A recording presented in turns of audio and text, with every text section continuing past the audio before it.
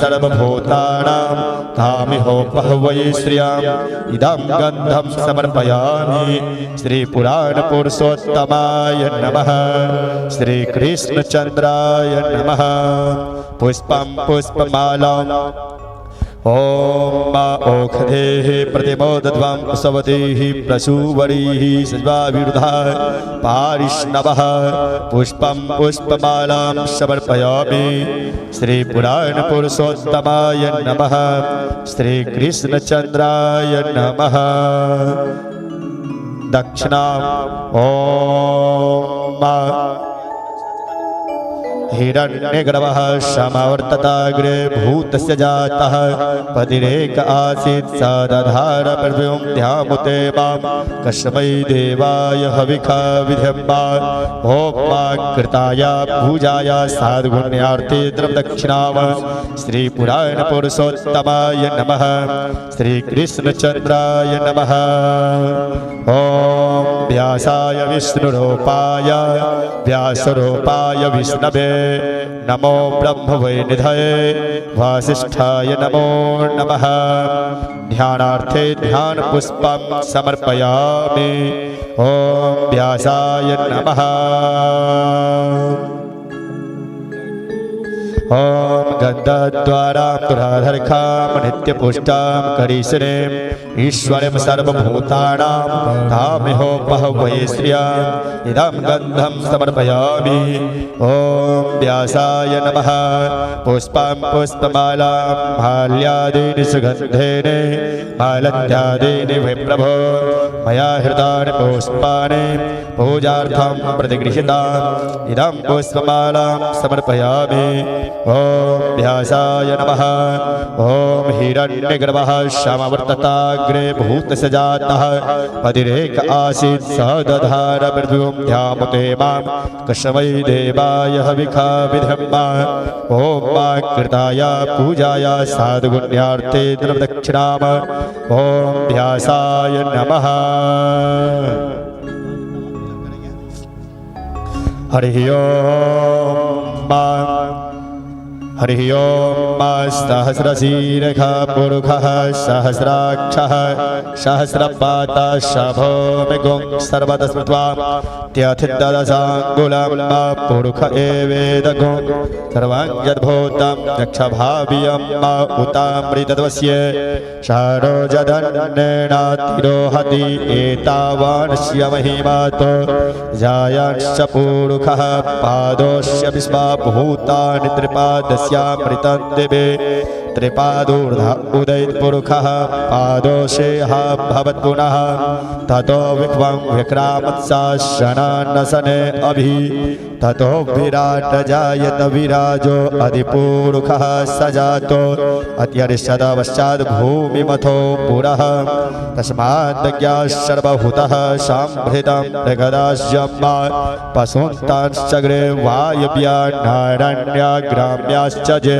तस्माद्ज्ञाः सर्वभूतरिचः सामानि जगिरे छन्दागुक्षि जगिरे तस्मादजायतां तस्मादस्व अजायत जे केचो भया दतः गावो हजगिरे तस्मात् जाता अजावयः तम जज्ञं बर्हिः प्रोक्षन् पुरुषं जातमग्रतः तेन देवा अयजन्त साध्या ऋषयश्च जे यत्पुरुषं वेदधुः कतिधा विकल्पयन्नां मुखं किमस्यासीत् किं बाहु किमोरो पादा उच्येते ब्राह्मणोऽस्य मुखमासीत् बाहुराजन्यः कृतः ऊरु तादस्य जद्वैश्यः परिभ्यागुसूत्रो अजायत चन्द्रमा मनसो जात चक्षुः सूर्यो अजायत श्रोत्राद्वायुश्च प्राणश्च मुखादग्निरजायत नाभ्या आसीदन्तरिक्षगं शेषनोर्ध्योः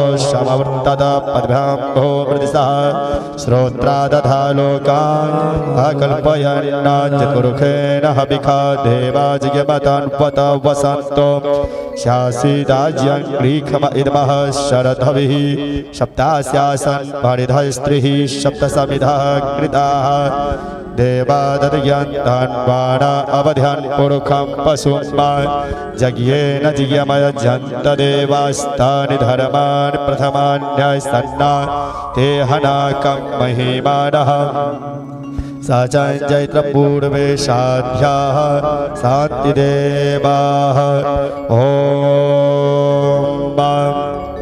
आरती प्रज्वलित कीजिए।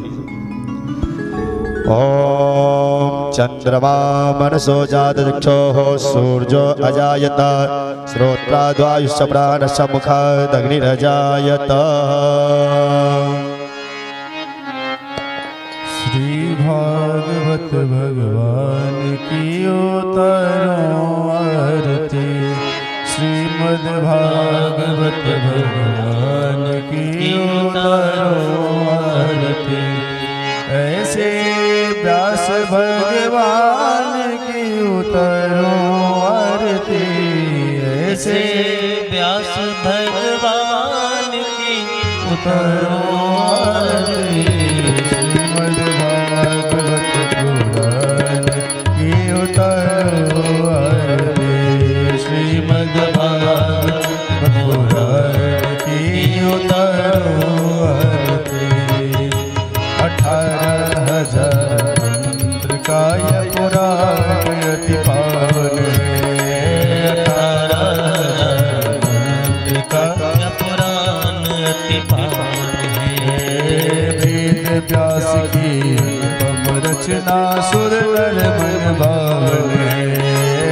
वेद व्यास की अनुपम रचना सुर नर मुनि ध्यावत है। ऐसे व्यास भगवान की उतरो आरती। ऐसे व्यास भगवान की उतरो आरती। श्रीमद् भागवत भगवान की उतरो आरती। श्रीमद् भागवत पुराण की उतरो आरती। भक्ति मुक्ति वैराग्य ज्ञान का यह पुराण करे। भक्ति मुक्ति वैराग्य ज्ञान का यह पुराण करे। श्रवण बाद से करुणा करते मोहन मदन मुरारी। श्रवण भाव से करुणा करते मोहन मदन मुरारी।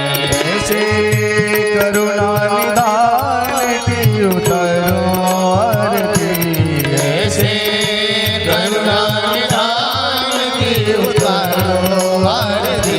श्रीमद् भागवत भगवान की उतरो आरती।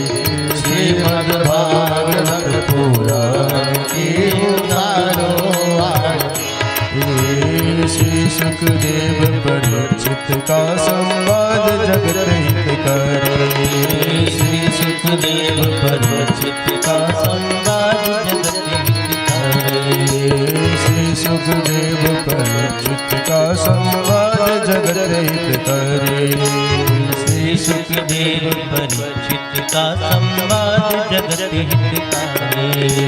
राधा श्याम के कृपा दृष्टि का हम सब है पुजारी। राधा श्याम के कृपा दृष्टि का हम सब है पुजारी। राधा श्याम के कृपा दृष्टि का हम सब है पुजारी। राधा श्याम के कृपा दृष्टि का हम सब है पुजारी। ऐसे भगवान की उतरो आरती। ऐसे भगवान की उतारो आरती। श्रीमद् भागवत पुराण की उतरो आरती। श्रीमद् भागवत पुराण की उतारो आरती। ऐसे व्यास भगवान की उतरो आरती। ऐसे व्यास भगवान की उतारो आरती। ऐसे व्यास भगवान की उतरो आरती। ऐसे व्यास भगवान की उतरो आरती।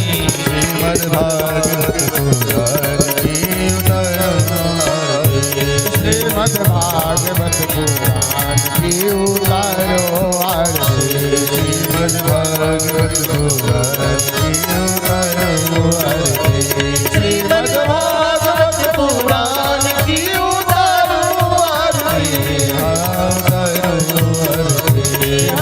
उतारो आरती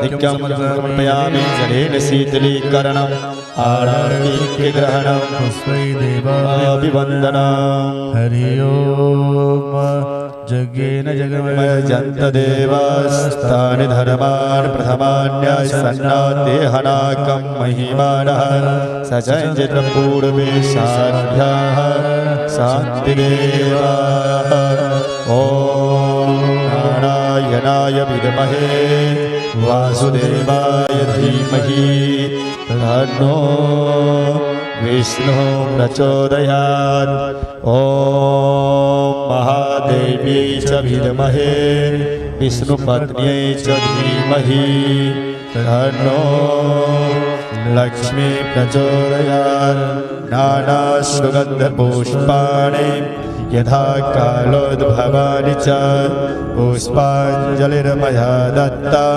गृहाणा परमेश्वर मन्त्रपुष्पाञ्जलिं समर्पयामि श्रीपुराणपुरुषोत्तमाय नमः श्रीकृष्णचन्द्राय नमः। बोल दे श्री कृष्णचंद्र भगवान की जय। व्यास जी महाराज की जय।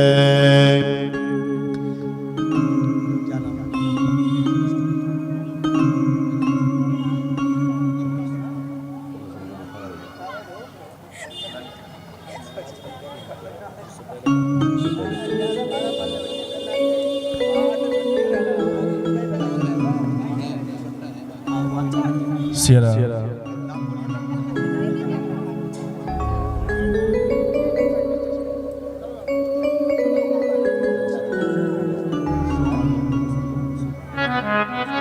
सभी आदमी अपने अपने स्थान पर शांति पूर्वक बैठ जाएंगे और पूज्य महाराज जी के द्वारा अमृतमय कथा का रसपान श्रवण करेंगे।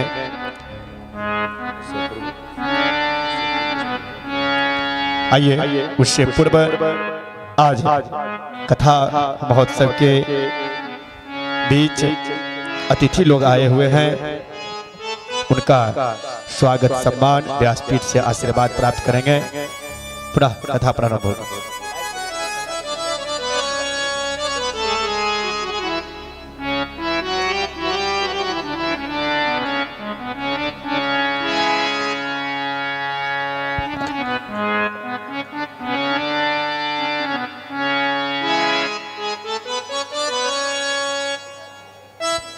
श्री राम राम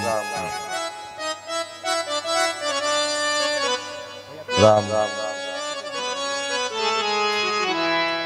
श्री राधे।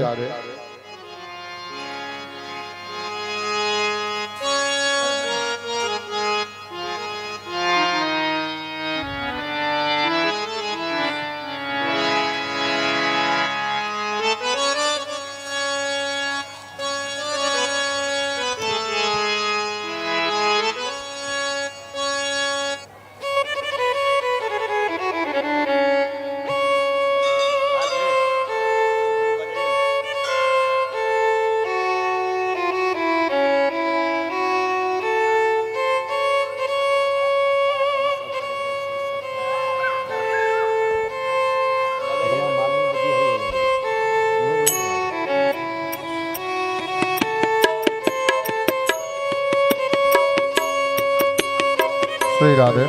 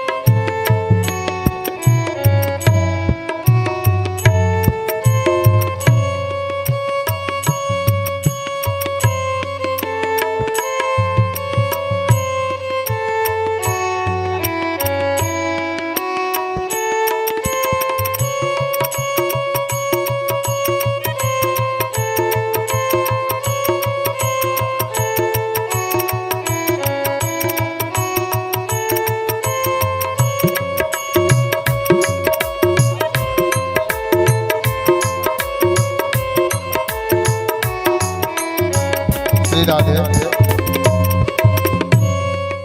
जय श्री राम, श्री राधे। आज हम लोग के बीच में आज ये जो भागवत कथा चल रही है उसका आज अष्टम दिवस है और भागवत कथा के बीच में हम लोग के बीच में आज आदरणीय केपी सिन्हा सर जी आए हुए हैं। उनको हम मंच पर आमंत्रित करते हैं ताकि महाराज जी से आशीर्वाद ग्रहण करें। KP Sinha sir.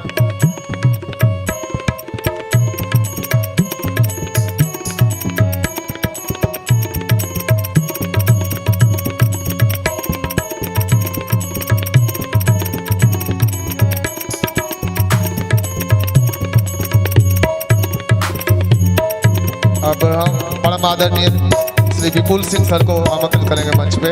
महाराज जी से अपना आशीर्वाद ग्रहण करें।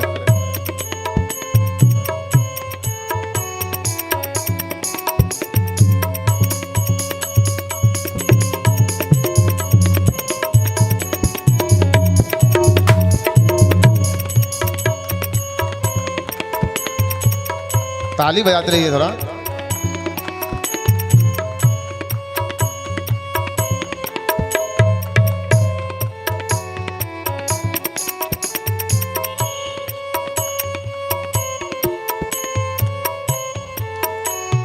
अभिनेश शर्मा जी मंच पर आने का कष्ट करें।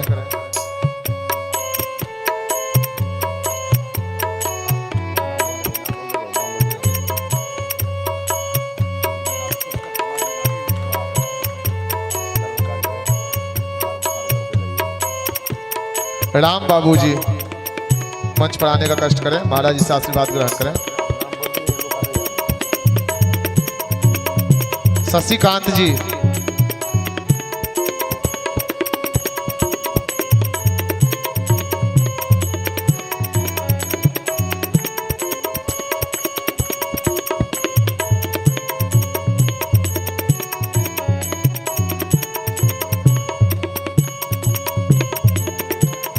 और दिलीप यादव जी मंच पर आने का कष्ट करें।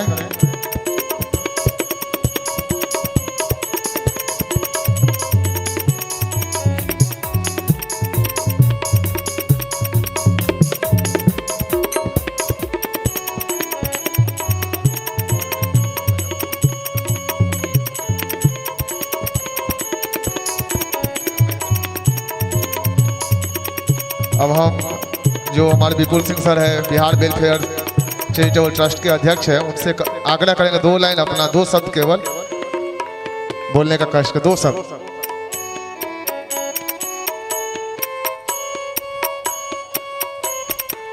जय श्री कृष्णा, राधे राधे। आज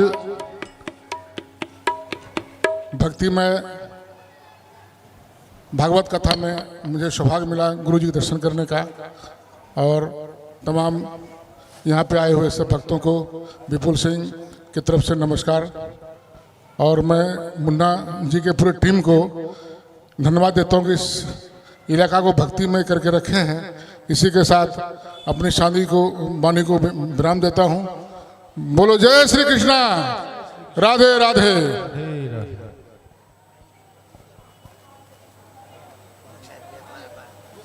और हमारे संस्था के चेयरमैन डॉक्टर सिन्हा साहब 2 शब्द बोलेंगे। सबको मेरे तरफ से बहुत बहुत चरण स्पर्श और प्रणाम।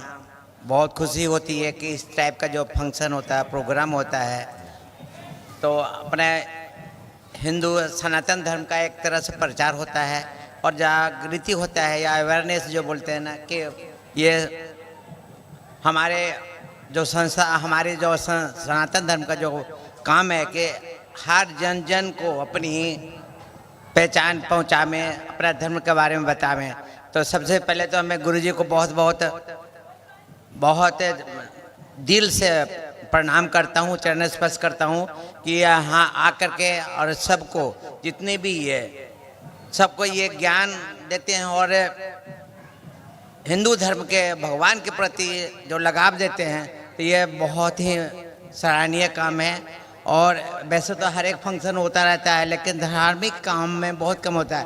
और उसके बाद मुन्ना जी को और इनके जो जितने भी संस्था से जुड़े हुए हैं, और ये मंदिर का इन्होंने जो तन मन ध्यान से उन्होंने जो बनाया है तो बहुत ही सराहनीय है। ये एक्चुअली देखा जाए तो स्लम एरिया है। यहाँ पर बड़े बड़े शहर में तो बहुत सारी चीज़ बन जाती है, लेकिन इंटीरियर में या गामड़े में या स्लम एरिया में जो बनता है तो बहुत ही मुन्ना जी इनके पूरी टीम को और गुरु जी को बहुत मैं दिल से जी हृदय से बिल्कुल सच सच प्रणाम बोलता हूँ कि यहाँ इस एरिया में आकर के आप जो सबको जो ज्ञान देते हैं, धर्म के बारे में बताते हैं, भगवान के बारे में बताते हैं, तो बहुत बहुत धन्यवाद। और एक बार सबको बोलूँगा कि जय श्री राम को आवाज दे, जय श्री राम, जय श्री राम, जय श्री राम, जय श्री राधे राधे, जय श्री राधे, जय श्री राधे राधे। जय श्री राधे। धन्यवाद गुरुजी, धन्यवाद, नमस्कार।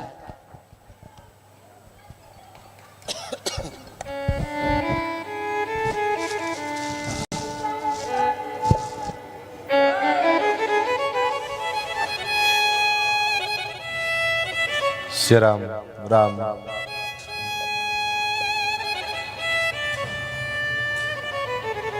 श्री सीता रामचंद्र भगवान की जय। श्री अयोध्यानाथ भगवान की जय। श्री कृष्णचंद्र भगवान की जय।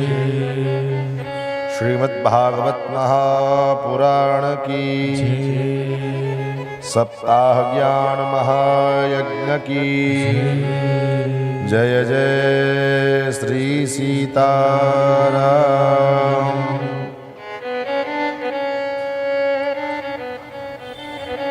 हरि ओम।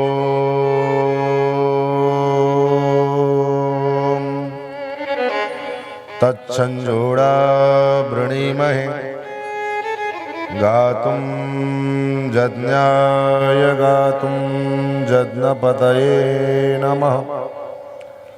देवी स्वस्तिरस्तु नः स्वस्तिर्मानुषेभ्यः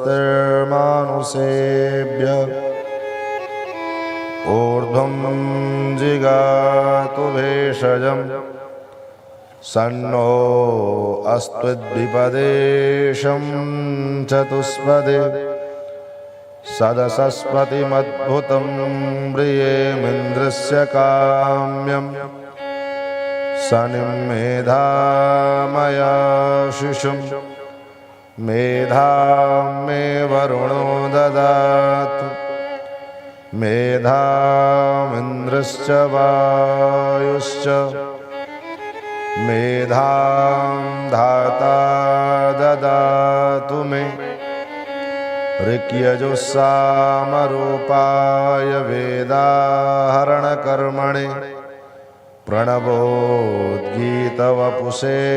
महाश्वशिरसे नमः।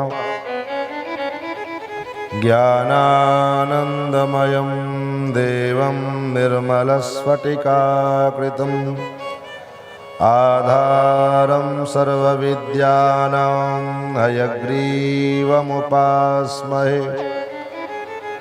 रामं रामानुजं सीतां भरतं भरतानुजं सुग्रीवं वायुसूनुं च प्रणमामि पुनः पुनः। नमोस्तु रामाय सलक्ष्मणाय देव्यै च तस्यै जनकात्मजायै। नमोस्तु रुद्रेन्द्रयमानिलेभ्यो नमोस्तु चन्द्रार्कमरुद्गणेभ्यः। सच्चिदानन्दरूपाय विश्वोत्पत्त्यादिहेतवे तापत्रयविनाशाय श्रीकृष्णाय वयं नमः। नारायणं नमस्कृत्य नरं चैव नरोत्तमं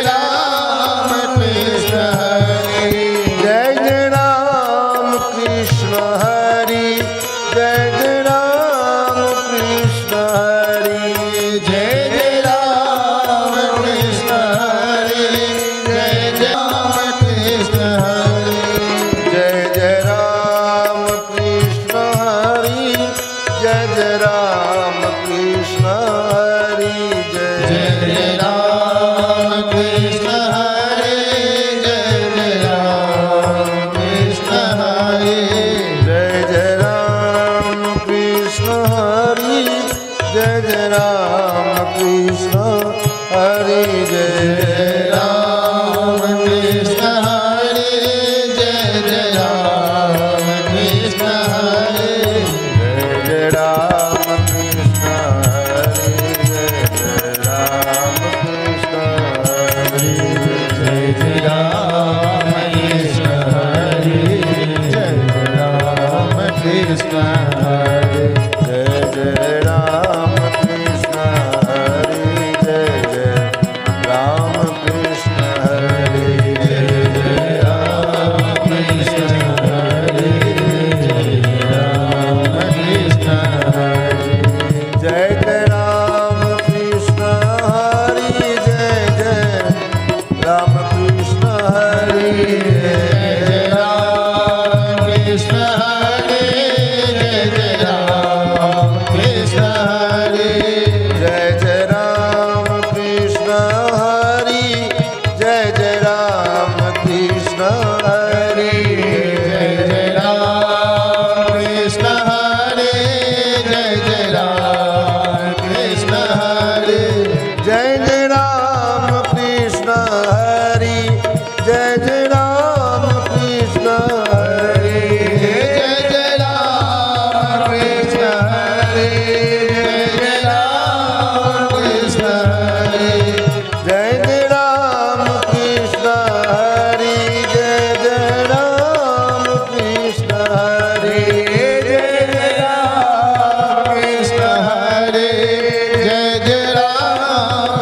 हरे जय जय राम कृष्ण हरि जय जय राम कृष्ण हरि जय राम कृष्ण हरे जय जय राम कृष्ण हरे जय जय राम कृष्ण हरि जय जय राम कृष्ण हरि जय जय राम कृष्ण हरे जय जय राम कृष्ण हरे जय जय राम कृष्ण हरि जय जय राम कृष्ण हरि जय जय राम कृष्ण हरे जय जय राम कृष्ण हरे जय जय राम कृष्ण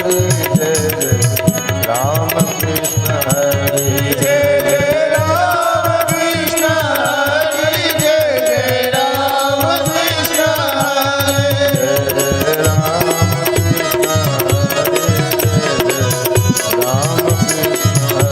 जय जय राम कृष्ण हरि जय जय राम कृष्ण हरि जय जय राम कृष्ण हरे जय जय राम कृष्ण हरे जय जय राम कृष्ण हरि जय जय राम कृष्ण हरि जय जय राम कृष्ण हरे जय जय राम कृष्ण हरे श्री राधा कृष्ण भगवान की श्री अयोध्यानाथ भगवान की अनंत कोट ब्रह्मांडाधिनायक भक्तवांछा कल्पतरु भक्तवत्सल शरणागत वत्सल शौशल्य वात्सल्य मार्दवार्जवादि गुणों के सुंदर भगवान नंदनंदन श्याम सुंदर श्री कृष्णचंद्र जिनकी वांगमयी शब्दमयी विग्रह श्रीमद् भागवत कथा के रूप में हम और आप विगत 5 दिनों से श्रवण कर रहे हैं। आज इस 7 दिवसीय ज्ञान यज्ञ का 6ठ दिवस है। ये भागवत कोई किताब है, कोई पुस्तक है, कोई केवल ग्रंथ है, ऐसा नहीं। तब ये भागवत साक्षात भगवान श्री हरि है। भगवान श्री हरि का शब्दमय विग्रह जैसे मूर्तिकार मूर्ति बनाने वाला पत्थर की मूर्ति बनाता है, अष्टधातु की मूर्ति बनाता है, सोना चांदी की मूर्ति बनाता है, उसी प्रकार भगवान का शब्दमय विग्रह, शब्दमय मूर्ति ये श्रीमद् भागवत कथा के रूप में महर्षि वेदव्यास जी ने बनाया। इसलिए कहा तेनेयं वाङ्मयीं मूर्तिं प्रत्यक्षावर्तते हरे। ये भगवान श्री हरि की वाङ्मयी प्रतिमा, शब्दमय विग्रह, क्योंकि जब भगवान द्वापर के अंत में अपनी लीला को पूर्ण करके जब चलने लगे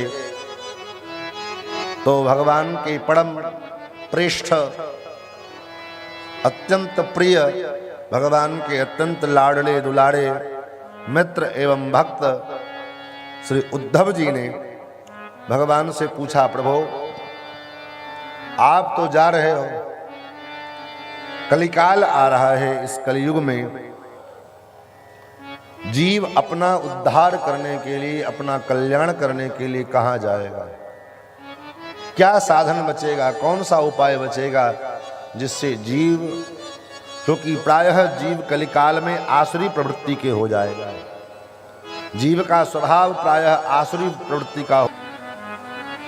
भगवान ने कहा हाहाकार स्नान करने का ये दिव्य संयोग इस महाशिवरात्रि के उपलक्ष्य में और इच्छा पूर्ति जय माता दी मंदिर के प्राण प्रतिष्ठा के वार्षिक उत्सव के उपलक्ष्य में दिव्य ज्ञान यज्ञ जिसका संपादन, जिसका आयोजन आप लोगों के द्वारा संपादित हो रहा है। आज के समय में ऐसी विचारधारा, ऐसा संकल्प करना ही बड़ा कठिन है, क्योंकि आज के हिसाब से अगर विचार करें तो मानो कलयुग में मनुष्य की आयु, औसतन आयु 100 वर्ष है। 100 वर्ष 1000 में कोई एक आदमी, 2 आदमी, 4 आदमी जी लेता है, नहीं तो 60, 65, 70, 80 जाते जाते उसका जो है मरण हो जाता है। और ऐसे परिवेश में, ऐसी परिस्थिति में जीवन का जो आयु है, उस आयु का आधी आयु तो हमारे सोने में बीत जाती है। जीवन का जितना समय हमारे पास है उसका आधा समय सोने में निकल जाता है, क्योंकि जितना समय दिन होता है उतना ही समय रात्रि होती है। तो जीवन के कुल टोटल बचपन से लेकर गणित लगाया जाए तो जीवन की आधी आयु हम सो करके बिता देते हैं। और रही बात दिन की, तो दिन भी जो है इधर उधर के प्रपंच में ही बीतता है।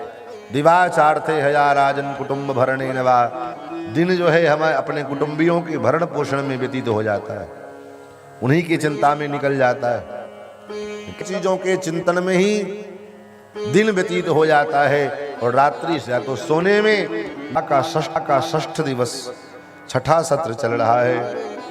कल तक की चर्चा में हम लोगों ने श्रवण किया, भगवान ने देवराज इंद्र के मान का मर्दन करने के लिए, देवराज इंद्र को अभिमान हो गया कि मैं स्वर्ग का राजा हूं, तो उसके मान का अभिमान मर्दन करने के लिए भगवान ने उसकी पूजा बंद कराई और गोवर्धन पर्वत की पूजा कराई। देवराज इंद्र नाराज हो गए, कुपित हो गए, ब्रजवासियों को नष्ट करने के लिए सांवर्तक नाम की मेघमालाओं को भेजा कि जाओ संपूर्ण ब्रजमंडल को डुबा करके नष्ट कर दो। लेकिन प्रलयकालीन मेघमालाएं आकाश में बरसने लगी, हाथी के सूंड के समान मोटी मोटी जलधाराएं पृथ्वी पर गिरने लगे। सबरे ब्रजवासी भगवान की शरण में गए, पाहि माम प्रभु रक्षा करो, रक्षा करो। पाहि पाहि महायोगिन मन्नाथम गोकुलम प्रभो, हे प्रभो आप गोकुल के नाथ हो, हमारी रक्षा करो। मन्नाथम,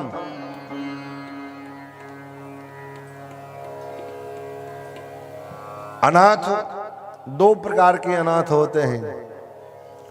एक अनाथ तो वो हैं जिनके कोई नहीं है, न माँ है, न बाप है, न भाई है, न बहन है, न कोई नहीं, लावारिस। एक अनाथ तो वो है। और दूसरा अनाथ कौन है? बोले वो व्यक्ति ही अनाथ है जिसने अभी तक अपने जीवन में किसी को अपना नाथ नहीं बनाया। जो बिना नाथ का है वह व्यक्ति भी अनाथ है। न जगन्नाथ को अपना नाथ बनाया, न द्वारका नाथ को, न रघुनाथ को, न यदुनाथ को, किसी को अपना नाथ नहीं बनाया, तो वह व्यक्ति भी अनाथ के जैसा ही है। इसलिए हम सनाथ होना चाहते हैं। हम चाहते हैं कि हम अनाथ न रहें, हम सनाथ हो जाएं। तो महाराज सनाथ होने के लिए क्या करना पड़ेगा? हम सनाथ हो पाएंगे, अन्यथा हम भी अनाथ बने रहेंगे। हमारे पूज्य गुरुदेव भगवान एक बहुत सुंदर बात कहते देखो, कुत्ता दो प्रकार का होता है। एक होता है पालतू, एक होता है फालतू। पालतू कुत्ते में और फालतू कुत्ते में क्या अंतर है? बोले पालतू कुत्ता किसी के द्वार चला जाए तो उसको बड़े सम्मान से 2 रोटी दे दिया जाता है। क्यों? बोले फलाने के कुत्ते हैं, बड़े अब बाबू साहब के कुत्ता है, कोई किसी के दरवाजे पर गए, एक रोटी दे दिया, खाए, वहां से चल दिए, फिर दूसरे दरवाजे गए। और उसी में अगर कोई फालतू कुत्ता आपके दरवाजे पर चला आवे तो मार डंडा उसको भगा देते हैं। फालतू कुत्ता जिधर जाए उधर डंडा खाने को पड़ता है, और पालतू कुत्ता जिधर चला जाए कोई उसको मार नहीं सकता। अगर मार दे तो महाराज उसका मालिक अगर जबरदस्त है तो मुकदमा हो जाएगी, केस हो जाएगा। तो फिर दोनों में अंतर क्या है? पालतू में और फालतू में क्या अंतर है? बोले पालतू कुत्ता में और फालतू कुत्ता में क्या अंतर है? बोले पालतू कुत्ते के गले में पट्टा लगा होता है, और जो फालतू है वो वैसे ही फालतू घूमते रहते हैं, कोई पट्टा वट्टा कुछ नहीं। तो ऐसे ही 2 प्रकार के जीव हैं, एक पालतू एक फालतू। जो भगवान के पालतू हो गए हैं, वो जिस द्वार पर आए महाराज, चाहे वो इंद्र के द्वार हो, चाहे वो वरुण के द्वार हो, चाहे कुबेर के द्वार हो, किसी के द्वार पर चले जाए महाराज, वो देवता सम्मान पर देखते, अरे ये भगत है, ये भगत जी हैं, महात्मा हैं। कोई महात्मा तिलक चंदन लगाए, वैष्णव स्वर्ण किए, आपके द्वार पर में आ जाए तो आप क्या करोगे? डंडा मारोगे क्या उसको? करोगे? और वहीं कोई बेवड़ा आदमी नशा करके फटी पुरानी हालत में उटपटांग खा पी करके और आपके द्वार पर में आ जाए तब तो मार डंडा उसको भगा दोगे, कहां से पागल आ गया। उसी प्रकार जो भगवान के हो गए हैं, भगवान के पालतू हो गए हैं, उनके गले में जो पट्टा लगा है, वो पट्टा किस चीज का पट्टा? बोले भगवान का जो पट्टा है। क्या? बोले तुलसी की पट्टा, कमलाक्ष के पट्टे लगे हैं, वो भगवान के पालतू हैं, वो भगवान के अधीन हैं। और इसके अलावा जो है वो भगवान से के अधीन है, तो सब भगवान के अधीन, लेकिन वो भगवान के पालतू हैं, बाकी सबके सब फालतू हैं। अब हमको ये विचार करना है कि हमको भगवान का पालतू बन के रहना है कि दुनिया में फालतू बन के रहना है। वाल वाल कहते प्रभु मन्नाथम, आप मेरे नाथ हो, आप गोकुल के प्रभु हैं, हमारी रक्षा करो। भगवान ने तुरंत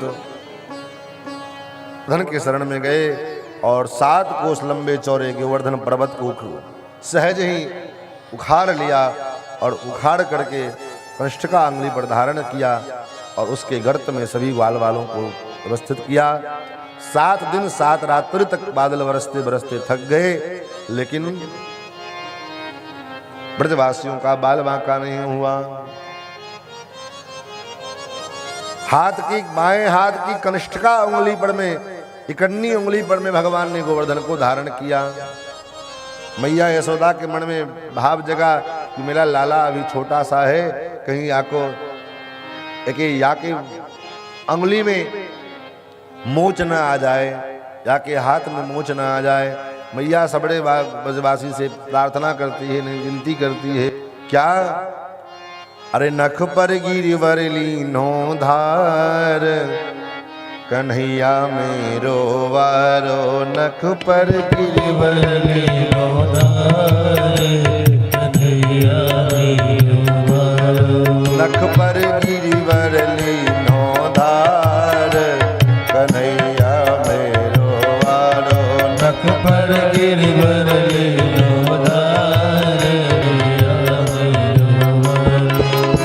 कन्हैया मेरो वारो, कन्हैया मेरो वारो, कन्हैया मेरो वारो, कन्हैया मेरो वारो, कन्हैया मेरो वारो, कन्हैया मेरो वारो, कन्हैया मेरो वारो, कन्हैया मेरो वारो, नख पर गिरिवर लीनो धार, कन्हैया मेरो वारो, नख पर गिरिवर लीनो धार, कन्हैया मेरो वारो।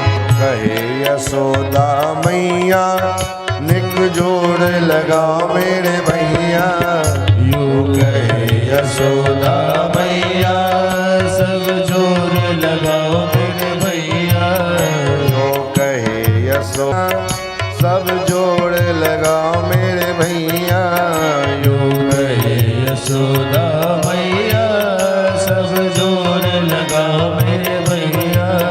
गिरिवर में बोझ अपार, कन्हैया मेरो वारो, गिरिवर में बोझ अपार, कन्हैया मेरो वारो, नख पर गिरिवर लीनो धार, कन्हैया मेरो वारो, नख पर गिरिवर लीनो धार, कन्हैया मेरो वारो। लाला की नरम कलैया कहीं मूरख न जाए कि भैया, लाला की नरम कलैया कहीं मूरख न जाए मेरे भैया, लाला की नरम कलैया कहीं मूरख न जाए कि भैया, लाला की नरम कलैया कहीं मूरख न जाए कलैया।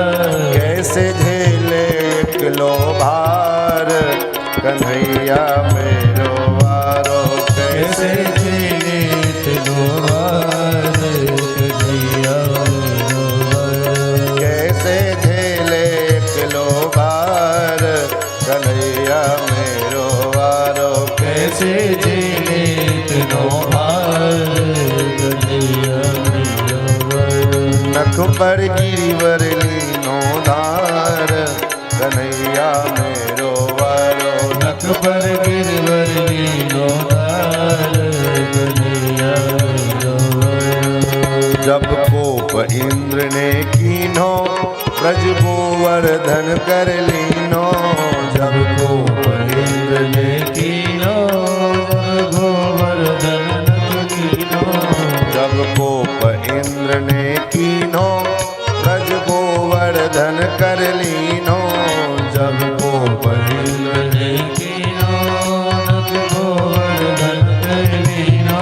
बादल वो बादल बरस बरस गए हार, कन्हैया मेरो वारो, बादल बरस रहे हार, कन्हैया मेरो वारो, बादल बरस बरस गए हार, कन्हैया मेरो वारो, बादल बरस बरस गए हार, कन्हैया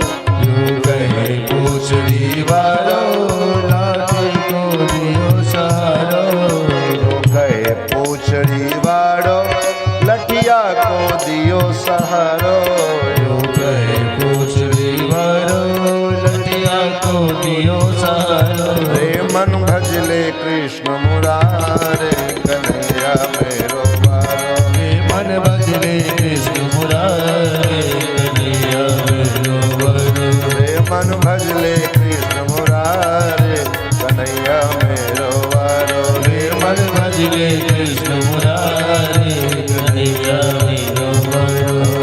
कन्हैया मेरो वारो। कन्हैया मेरो वारो। कन्हैया मेरो वारो। कन्हैया मेरो वारो।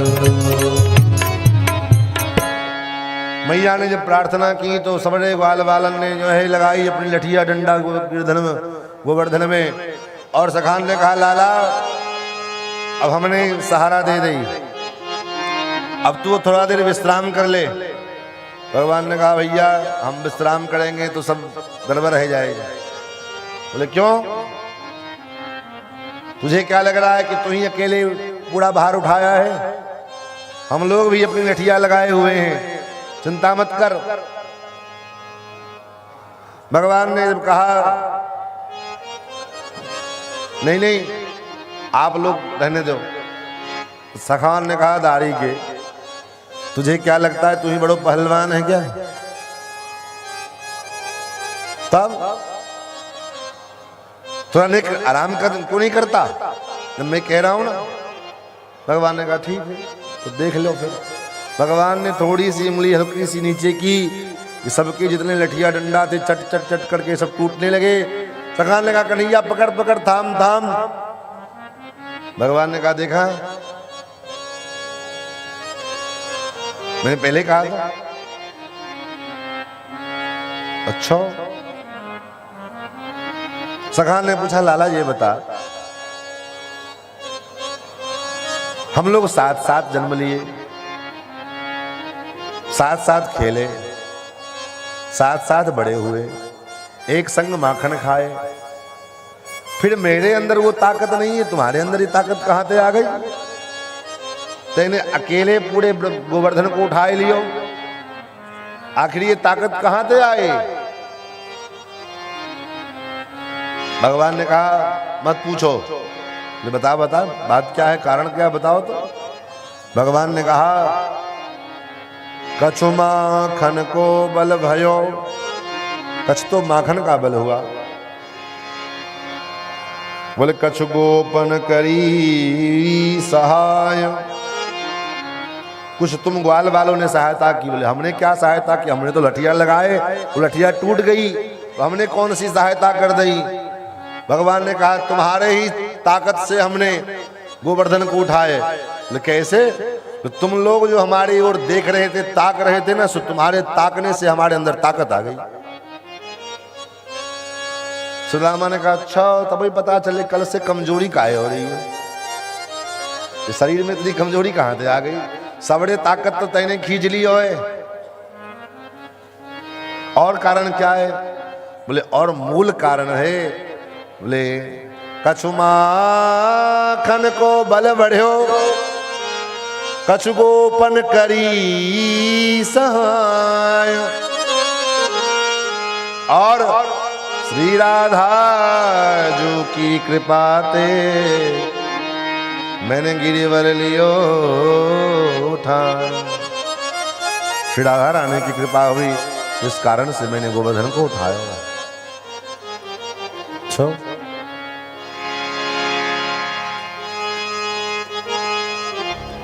भगवान ने गोवर्धन को यथावत उसी स्थान पे रखा।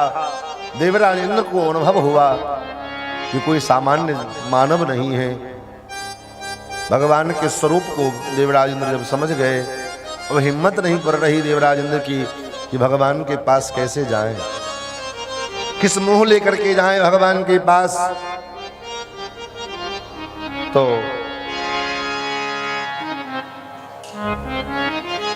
देवराज इंद्र ने कामधेनु को आगे किया और कामधेनु को आगे करके देवराज इंद्र भगवान की स्तुति करने के लिए आए।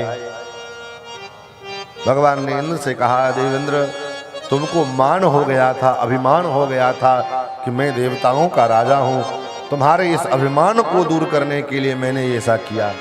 अब तुम चिंता मत करो, अब तुम जाओ और मेरे द्वारा दिए गए ऐश्वर्य का उपभोग करो। मया ते कार्य मघवन मखभंगो अनुगृह्यता मदनुस्मृतये नित्यम मत्तस्येन्द्रस्या वृषम। मेरे द्वारा दिए गए ऐश्वर्य का उपभोग करो और सदा सर्वदा मेरा चिंतन करना, मेरा चिंतन नहीं छोड़ देना। गम्यताम शक्रभद्रम वह क्रियताम मेनुशासनम। मेरे अनुशासन में रह करके, मेरे अधिकार में रह करके मेरे अनुग्रह का अनुभव करते हुए अपने अहंकार का त्याग करते करके और मेरे द्वारा दिए गए इस ऐश्वर्य का उपभोग करो। देवराज इंद्र गए। उसके बाद वरुण देवता को भी अहंकार हो गया कि मैं वरुण देव हूं। वरुण देव के अहंकार को दूर करने के लिए, क्योंकि भगवान का स्वभाव है, भगवान सब कुछ सहन कर सकते हैं, लेकिन किसी का अहंकार भगवान को सहन नहीं होता। खास करके जो अपना जन है, अपने भक्त हैं, अपने भक्तों के अहंकार को भगवान सहन नहीं कर पाते। भगवान ने वरुण देवता के मद को दूर करने के लिए लीला की। एक दिन एकादशी का व्रत था। एकादशी व्रत के उपरांत द्वादशी में नंद बाबा यमुना स्नान करने के लिए प्रातः काल ब्रह्म मुहूर्त में चले, लेकिन समय का ध्यान नहीं रहा, जिसका परिणाम कि समय से ब्रह्म मुहूर्त से पहले ही उठ करके चले गए यमुना स्नान करने के लिए। नियम शास्त्र कहता है कि जब मर्जी तब जाकर के नदी में स्नान कर लेना, ये महापराध है। आसुरी वेला में नदियों में स्नान करना निषेध है। ब्रह्म मुहूर्त के बाद नदी इत्यादि में प्रवेश करना चाहिए। हाँ, कोई विशेष जैसे ग्रहण लगे तो ग्रहण काल में छूट है। ग्रहण रात को 12 बजे लगेगा तो 12 बजे स्नान करो, कोई दिक्कत नहीं। लेकिन इन सब चीजों के अलावा किसी तीर्थ में गए और रात को 10 बजे पहुंचे, सोचा चलो अब यहां आए हैं तो अभी तो रात में स्नान कर लें, नहीं, अपराध हो गया। जैसे आपके घर में आप विश्राम के समय में अगर कोई व्यक्ति आ जाए तो भले ही फॉर्मेलिटी के लिए आपको उठ करके स्वागत करना पड़े, लेकिन मन तो खिन्न हो जाता है, कहाँ चला आया रात को नींद हराम करने के लिए। वैसे ही नदियों में भी जब मर्जी तब प्रवेश कर जाना। बाबा को समय का ध्यान नहीं रहा, बाबा अंदर प्रवेश कर गए। अंदर गए तो लाला को वरुण के दूत लोग पकड़ के ले गए। सवेरे तक बाबा लौट के नहीं आए तो ब्रजवासियों में हल्ला मच गया, बाबा डूब गए, बाबा डूब गए। भगवान ने को देखा, छलांग लगाई यमुना जी में और पहुंच गए वरुण लोक। वरुण लोक जब पहुंच गए, वहां जाकर के भगवान को वरुण में देवता ने जब देखा, भगवान का स्वागत किया। नमस्तुभ्यं भगवते ब्रह्मणे परमात्मने। स्टाफ काम कर रहा है, उसकी गलती ठहरा है। अरे ये मूर्ख है, इसको समझ में नहीं आता। गलती आपकी है, लेकिन तत्काल में अपनी इज्जत बचाने के लिए सामने जो आपका जूनियर स्टाफ है उसको जो है रिमांड पे ले लेते हैं, बेचारा वो पिस जाता है। तो व्यक्ति का स्वभाव है। ऐसे ही वरुण देवता ने भी कहा, प्रभु क्या कहें, हमारे जो ये पढ़कर लोग हैं ना, ये मूर्ख हैं। अजानता मामकेन मूढ़ेना कार्यवेदिना, ये मूर्ख हैं, इनमें कुछ अता पता तो है नहीं। आनी तोयम तव पिता तद्भवान क्षंतुमर्हति। आपके पिता को लेकर के चले आए, आप इसको क्षमा कर दें। लेकिन नीति कहती है, शास्त्र कहता है कि अगर सेवक के द्वारा कोई अपराध हो गया तो सेवक का अपराध स्वामी का अपराध माना जाता है। पत्नी से कोई अपराध बन गया तो वो अपराध पति का माना जाता है। शिष्य कोई अपराध कर रहा है तो शिष्य के पाप में, अपराध में, उसके अपराध का 6वां अंश उसके गुरु को भी भोगना पड़ता है और उनको फटकार लगाते हैं। कैसा बच्चा आपका है, आपने सही शिक्षा, आपने जो है समझाते नहीं हो आप इसको, ये बदमाशी करता है। क्यों भाई? बोले बच्चे का अपराध माता पिता का अपराध माना जाता है। वरुण देवता ने भगवान का स्तवन किया, पूजन किया और अपने बाबा को वहां से लेकर के, वरुण लोक से लेकर के वृंदावन आए और बाल वालों ने कहा भैया तुम तो बड़ो देवता है, तुम तो लगता है बड़े शक्तिशाली हो, हम लोग इस तुमको सामान्य बालक मान रहे थे। बोले नहीं नहीं लाला, हम भी तुम्हारे जैसे बालक, हम में और तुम में कोई अंतर नहीं है। इस प्रकार भगवान ब्रजवासियों को आनंद प्रदान करते हैं। एक बार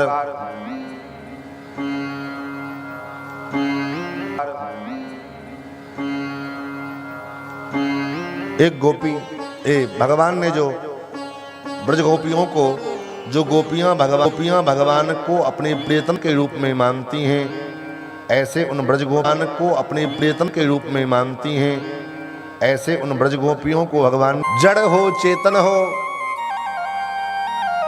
भगवान श्री कृष्ण के मुरली के स्वर को, मुरली के रब को श्रवण करके महाराज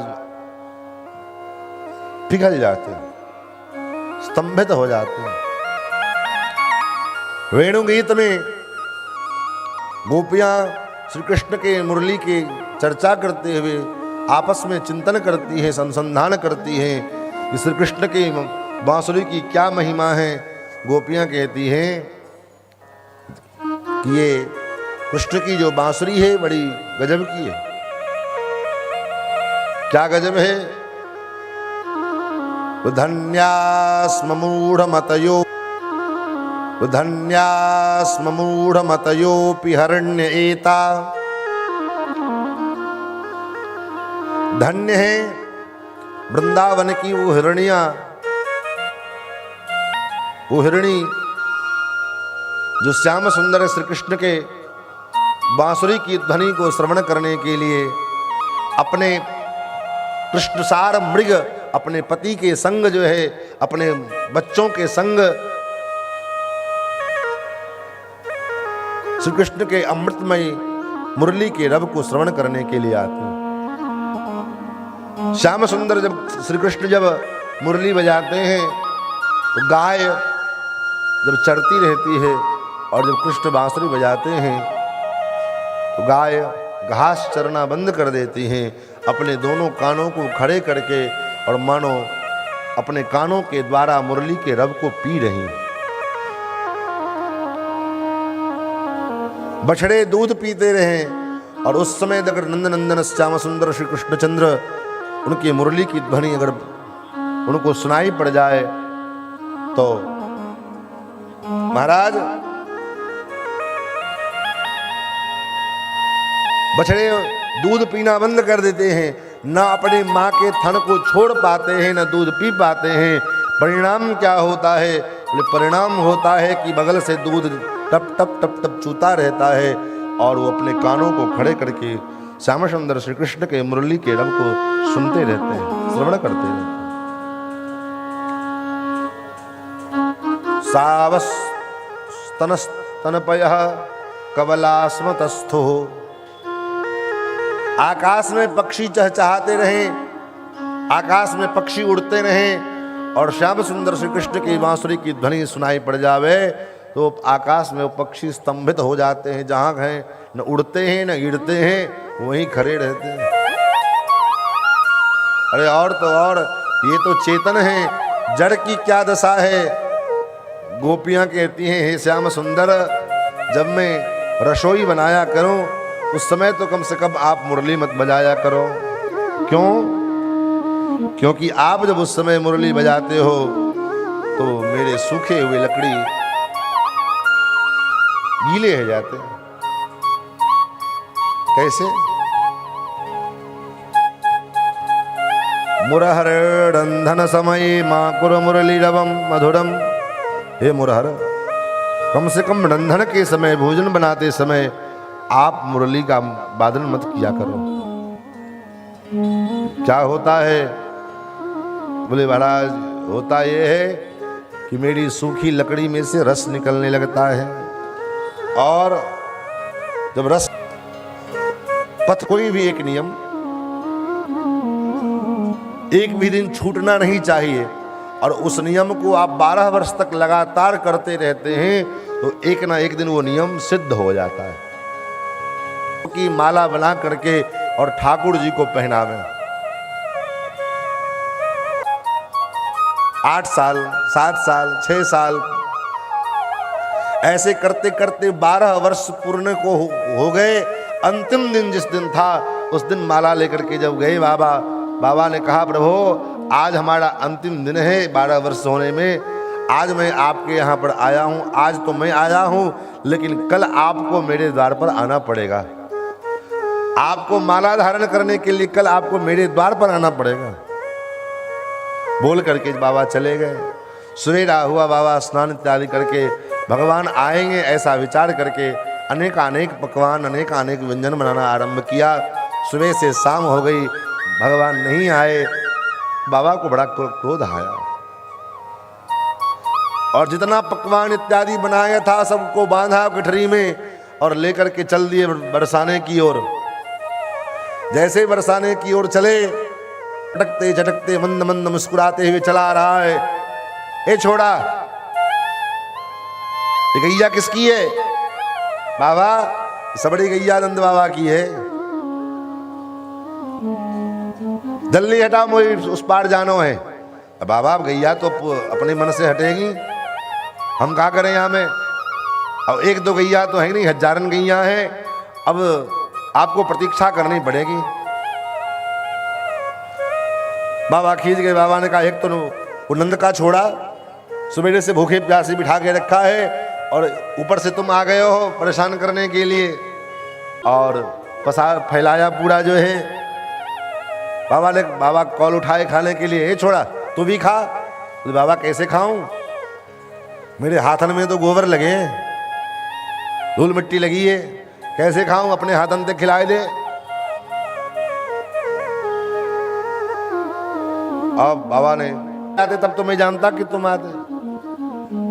अरे अब मैं तो चला बरसाने को। क्यों? क्योंकि अब मैं जान गया हूं। क्या जान गए? बोले 12 वर्ष तक मैंने तेरी प्रतीक्षा की, 12 वर्ष तक मैंने तेरी आराधना की, लेकिन तुम प्रसन्न नहीं हुए। और जैसे मैंने थोड़ा बरसाने की ओर मुख क्या किया कि तुम भागते हुए चले आए। इसका मतलब अगर कदाचित मैं बरसाने में जाकर के बैठ गया और कहीं लाडली जी को इतनी मेहनत अगर मैं लाडली जी को प्रसन्न करने में लगा लिया होता तो महाराज तुम तो मेरे पीछे पीछे डोलते। इसलिए अब तो मैं चला बरसाने की ओर।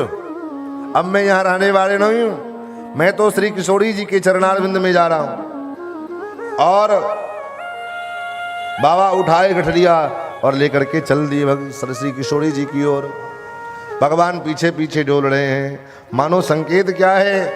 तो संकेत यही है कि अगर लाडली जी की कृपा है जाएगी श्री किशोरी जी, इसलिए कहते ना राधे राधे जपो चले तो आएंगे बिहार। श्री जी की कृपा है जाए। किशोरी इतना तो कीजे, लाडली इतनो तो कीजो।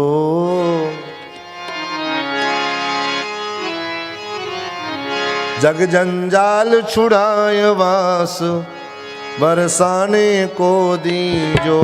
लाडली इतना तो कीजो, किशोरी इतना तो कीजो। जग जंजाल छुड़ाए वास बरसाने को दीजो, छुड़ाए वास बरसाने को दीजो। जग जंजाल छुड़ाए वास बरसाने को दीजो, जग जंजाल छुड़ाए वास बरसाने को दीजो। लाडली इतना तो कीजो, किशोरी इतना तो कीजो, जग जंजाल छुड़ाए वास बरसाने को दीजो, जग जंजाल छुड़ाए वास बरसाने को दीजो।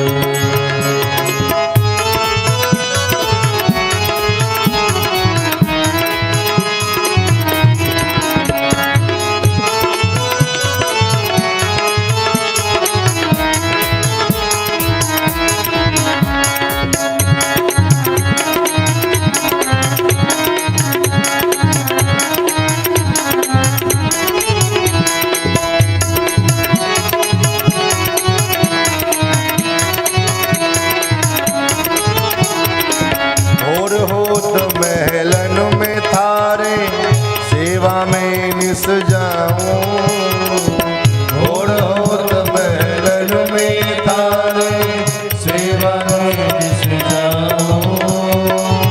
मंगला के नित दर्शन पाऊं, जीवन सफल बनाऊं, मंगला के नित दर्शन पाऊं, जीवन सफल बनाऊं। किशोरी मोहे लाडली मोहे सेवा में लीजो, किशोरी मोहे सेवा में लीजो, जग जंजाल छुड़ाए वास बरसाने को दीजो। लाडली इतना तो कीजो, इतना तो कीजो, जग जंजाल छुड़ाए वास बरसाने को दीजो, जग जंजाल छुड़ाए वास बरसाने को दीजो, जग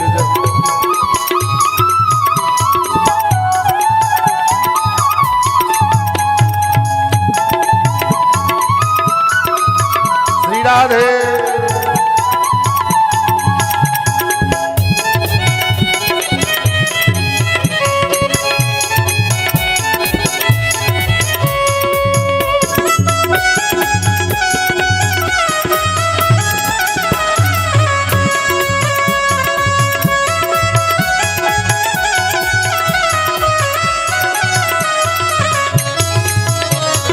पड़ी रहूं मैं द्वार तिहारे, रसकन दर्शन पाऊं, पड़ी रहूं मैं बार तुम्हारे, रसगन दर्शन पाऊं। भक्तन भक्तन की पद धूल मिले तो अपने शीश चढ़ाऊं। ओ भक्तन की पद धूल मिले तो अपने शीस चढ़ाऊं, भक्तन की पद धूल मिले तो अपने शीश चढ़ाऊं। किशोरी मोहे वार रख लीजो, लाडली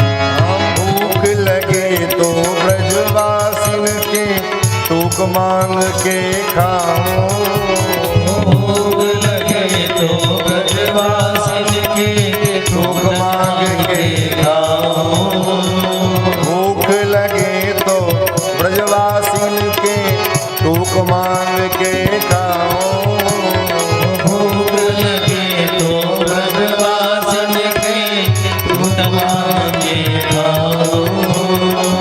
कभी प्रसादी श्री महलन की कृपा होए तो पाओ, कभी प्रसादी श्री महलन की कृपा होए तो पाओ। किशोरी मोरी विनय मान लीजो, लाडली विनय मान लीजो, जग जंजाल छुड़ावा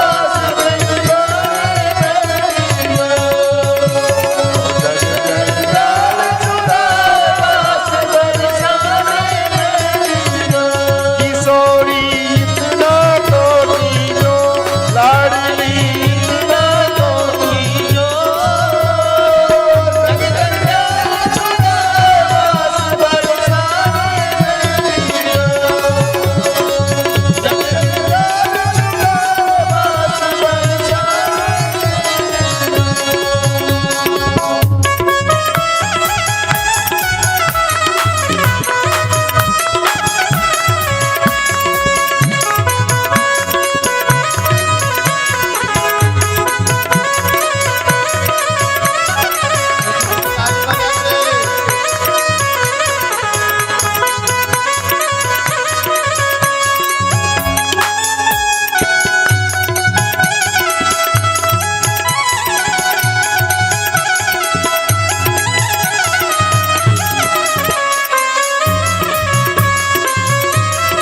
हरि बोल।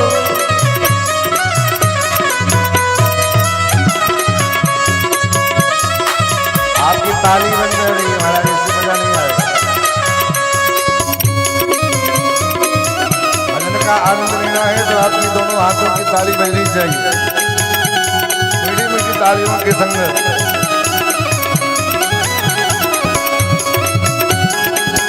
राधे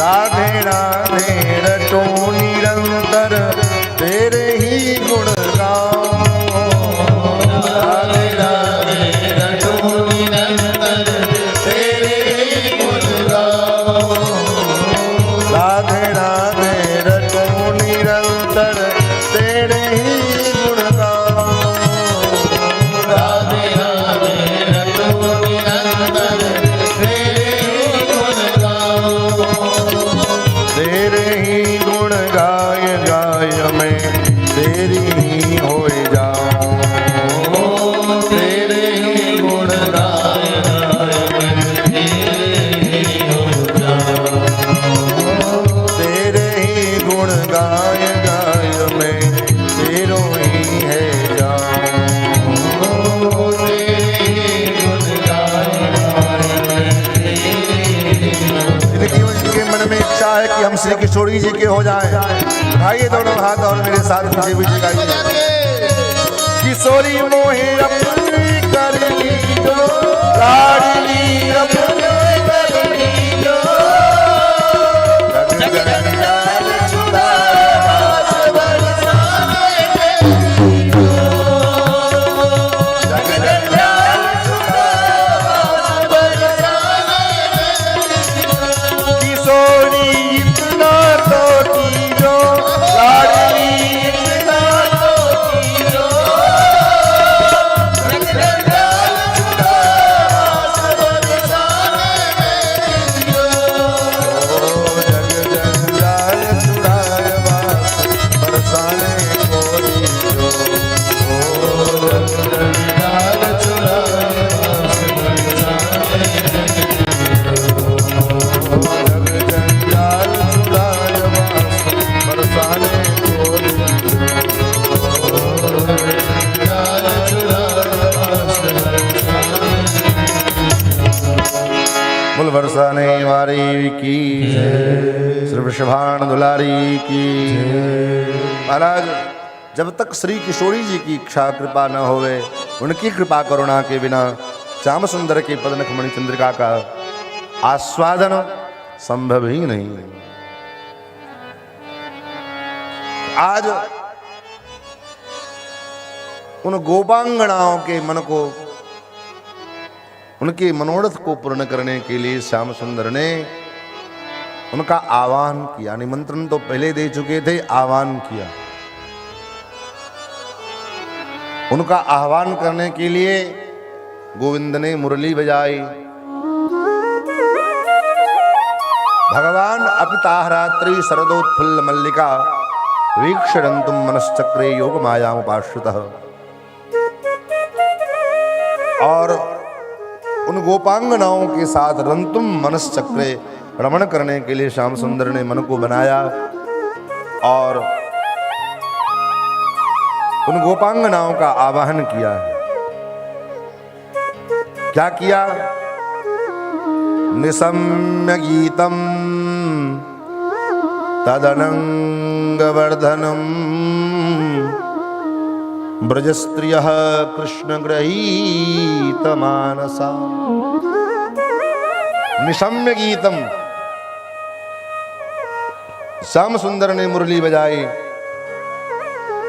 और जब मुरली बजाई तो आज की जो मुरली की ध्वनि है इसका प्रभाव बोले कैसा है? बोले अनंग वर्धनम, अनंग का वर्धन करने वाला। ये अनंग क्या है? बोले अनंग मतलब काम, काम का वर्धन करने वाली। आप कहोगे काम वासना ये तो संसार के बंधन में डालने वाला है, भगवान ने काम को बढ़ाया। बोले हाँ, क्यों? क्योंकि संसार से संबंधित जो काम वासना है ये आपको मोह में, बंधन में डालने वाला होगा, लेकिन भगवत संबंधी जो काम वासना है, भगवान के चरणों से अगर काम वासना हमारी जुड़ जाए तो वही काम वासना हमारा कल्याण करने वाला हो जाता है। काम वासना अच्छी बात है? बोले नहीं, अच्छी बात तो नहीं है, लेकिन वो कौन सी काम वासना? बोले संसार के प्रति जो किया गया काम वासना है वो असत है, और गोविंद के चरणों के प्रति जो काम वासना है वह काम वासना भी जीव का कल्याण करने वाली है। इसलिए तो महाराज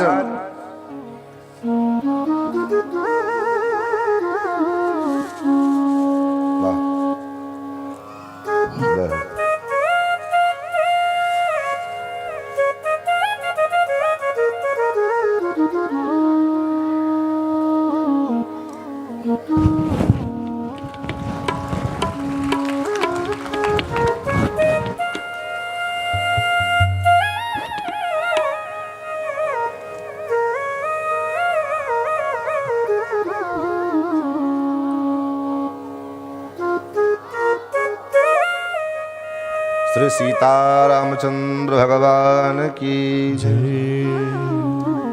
महाराज अहिल्या के उद्धार के क्रम में भगवान जब अयोध्या से चले, बक्सर से चले, विश्वामित्र जी के संग मिथिला की सीमा में जब पहुंचे और गौतम ऋषि के आश्रम में जब पधारे, शिला को देखा। शिला को देख करके भगवान ने जो पूछा तो विश्वामित्र जी ने यही कहा, राम गौतम नारी श्राप बस उपल देह धरि धीर चरण कमल रज चाहती। ये रज क्यों चाहती है? क्योंकि रज के कारण ही इसका पतन हुआ, रज के कारण ही इसका पतन हुआ, ये श्रापित हुई, क्योंकि इंद्र के प्रति रजोगुण के कारण ये आसक्त हुई, जिसका दुष्परिणाम इनको श्राप लगा, इसलिए ये रज चाहती हैं। बोले एक बार रज से पतन को प्राप्त हुई, फिर भी रज क्यों चाहती हैं? बोले इसलिए रज को चाहती हैं क्योंकि उस समय सामान्य संसारिक प्राणी के प्रति आसक्त हुई, संसार के सामान्य जीव से रज का संबंध हुआ, इसलिए इनको पतन हुआ। ये रज इसलिए चाहती हैं कि अब उस रज का संबंध आपके चरण अरविंद से, और आपके चरणारविंद से जो रज का संबंध हो, उस रज से जीव का पतन नहीं, जीव का उत्थान होता है, उसका कल्याण होता है। इसलिए ये आपके चरण की रज चाहती है। तो कहने का भाव कि अगर भगवान के चरणों से अगर हमारे काम का संबंध हो जाए तो काम भी हमारा कल्याण करने वाला होता है। गोपियों ने भगवान के साथ कौन सा संबंध जोड़ा? काम का ही संबंध तो जोड़ा। गोप्यः कामात् भयात् कंसो, गोपियों ने काम से भगवान को साथ जुड़ी गोपियां। तो आज उसके अनंग का संवर्धन करने के लिए श्याम सुंदर ने बांसुरी बजाई। और जब बांसुरी बजाई तो सुखदेव जी कहते, राजन उस समय भगवान रोज बांसुरी बजाते थे, लेकिन सभी लोगों को सुनाई देता था, पशु पक्षी वृक्ष सबको सुनाई देवे, गाय हिरण। लेकिन आज जो श्याम सुंदर ने बांसुरी बजाई वो केवल और केवल उन्हीं गोपियों को सुनाई दिया है। किन गोपियों को? जिन गोपियों के मन को भगवान ने ग्रहण कर लिया है, जिन गोपियों के चित्त को श्याम सुंदर ने चुरा लिया है। विषम्य गीतम तदनंग वर्धनम ब्रजस्त्रियः, कौन सी ब्रजस्त्रियः? बोले कृष्ण ग्रहीत मानसा, जो कृष्ण ग्रह ग्रहीत आत्मा जो गोपियां हैं। बोले कृष्ण ग्रह क्या होता है? बोले दुनिया में ज्योतिष शास्त्र के अनुसार तो सिर्फ 9 ग्रह हैं, सूरज मंगल सोम भृगुसुत आदि। लेकिन ये जो नवग्रह हैं, इन नवग्रह से बचने का तो उपाय है शास्त्र में कि उसकी शांति करवाओ, उसका जप करवाओ, उसका पाठ करो, पूजन करो, तो वो शांत हो जाएंगे। लेकिन एक ग्रह ऐसा ग्रह है जिसकी शांत जल्दी लगता नहीं है।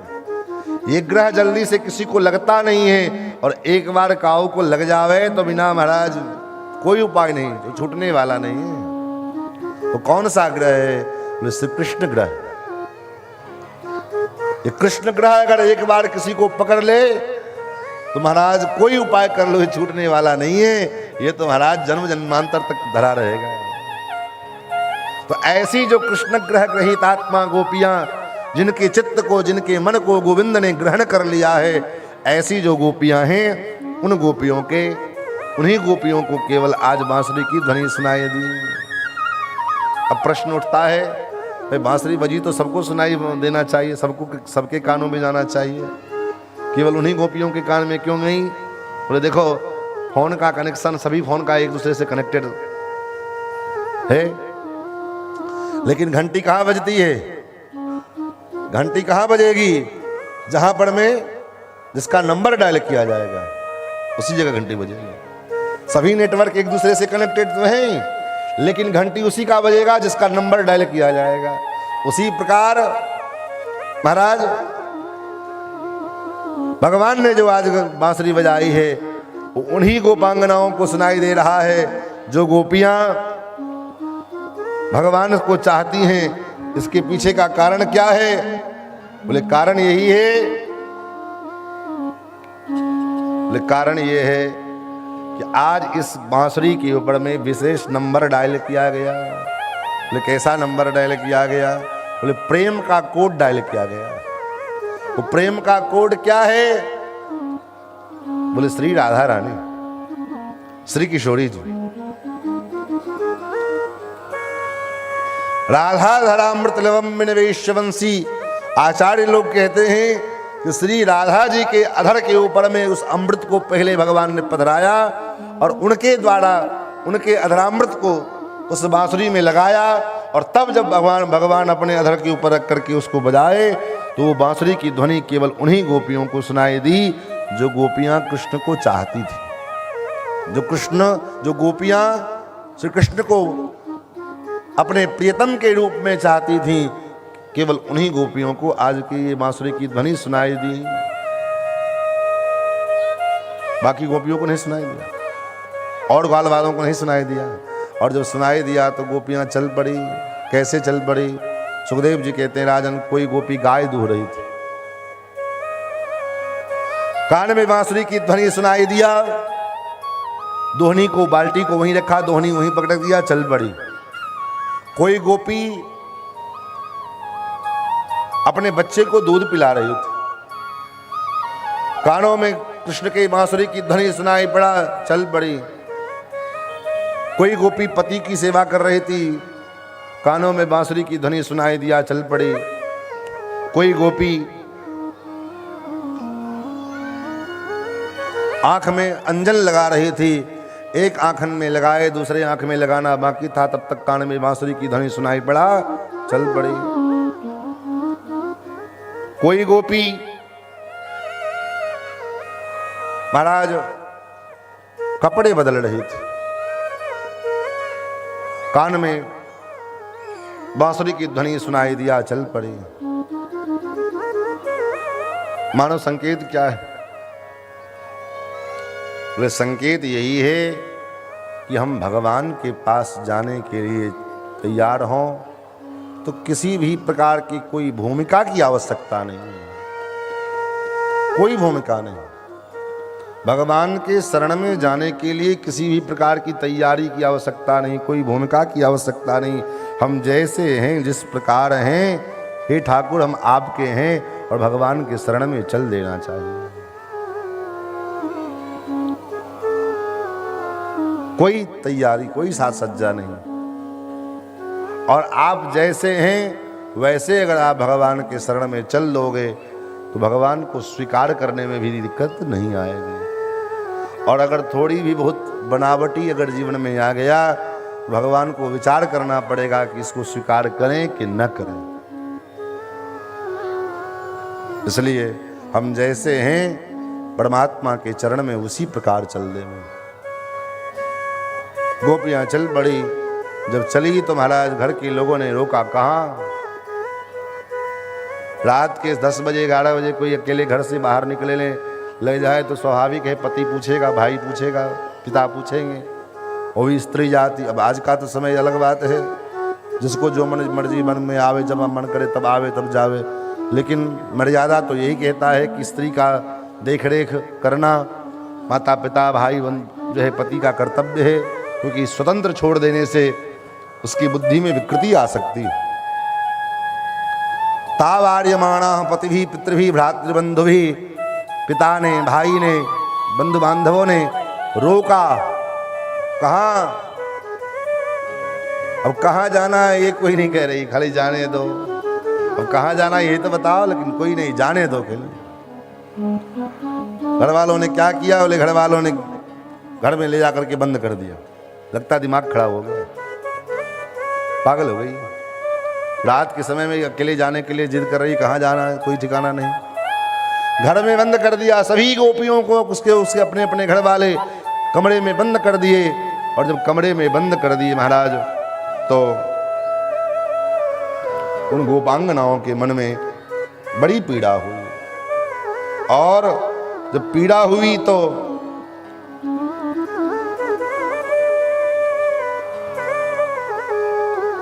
महाराज गोविंद का ऐसा वियोग उत्पन्न हुआ मन में, ऐसा विक्षोभ उत्पन्न हुआ।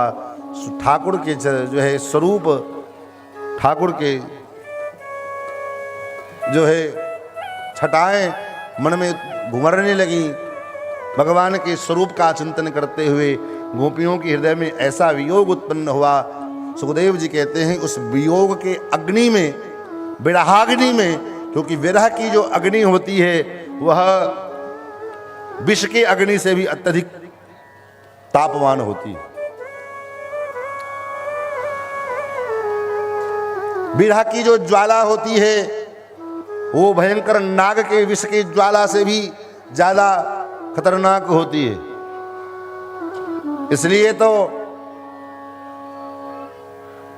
महाराज किसी ने एक बार एक नाग से पूछा कि जिस रास्ते से तुम जा रहे हो उस रास्ते पर में एक विरहिन अपने प्रियतम से बिछुड़ी हुई प्रियतमा आ रही है।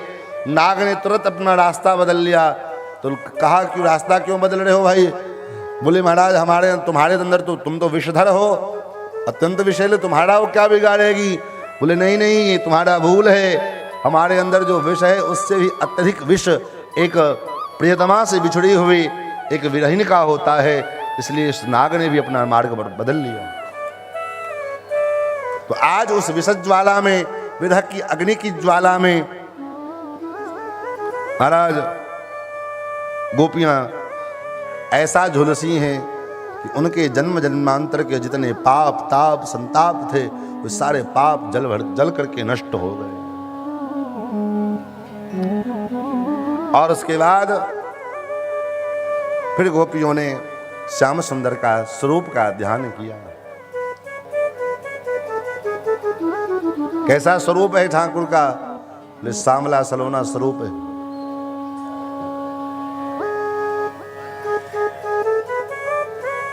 जिस स्वरूप जिस तरफ दृष्टिपात हो जाए महाराज, भक्त लोग तो कहते हैं प्रभु आपके जो आंखें हैं ना बड़ी विचित्र है। क्या कहूँ आपके इन आंखों की, क्या आंखें हैं। हमारे संत समाज के कुलभूषण और भगवान के लाडले दुलारे श्री किशोरी जी के लाडले अनुज नेह निधि श्री श्रीमन नारायण दास भक्तमाली जी महाराज, जिनको संसार के लोग मामा जी नाम से जानते हैं, बक्सर वाले, वो कहते महाराज ठाकुर जी के नेत्र कैसे हैं? बोले कटीले नेत्र, कटीले गर्वीले रसीले नसीले। कितनी उपमा दिया जाए इस नेत्र के। महाराज मोहन नैना आपके नौका के आकार, जो जन या में चढ़ भये हो गए भव से पार। ऐसे भगवान का ये नेत्र, ये महाराज किसी फंदा से कम नहीं है, किसी फसरी से कम नहीं है। अगर एक बार जिसकी ओर ठाकुर अपने तिरछी चितवन निगाह से एक बार निहार ले में, तो महाराज फिर वो किसी के लायक नहीं होता, वो दुनिया के लायक नहीं बच पाता है, वो संसार के योग्य नहीं होता है। एक बार ठाकुर की नजरों से अगर एक बार उसका दीदार हो जाए तो महाराज जो दुनिया के दिखाने योग अपने को दुनिया के लायक नहीं छोड़ता।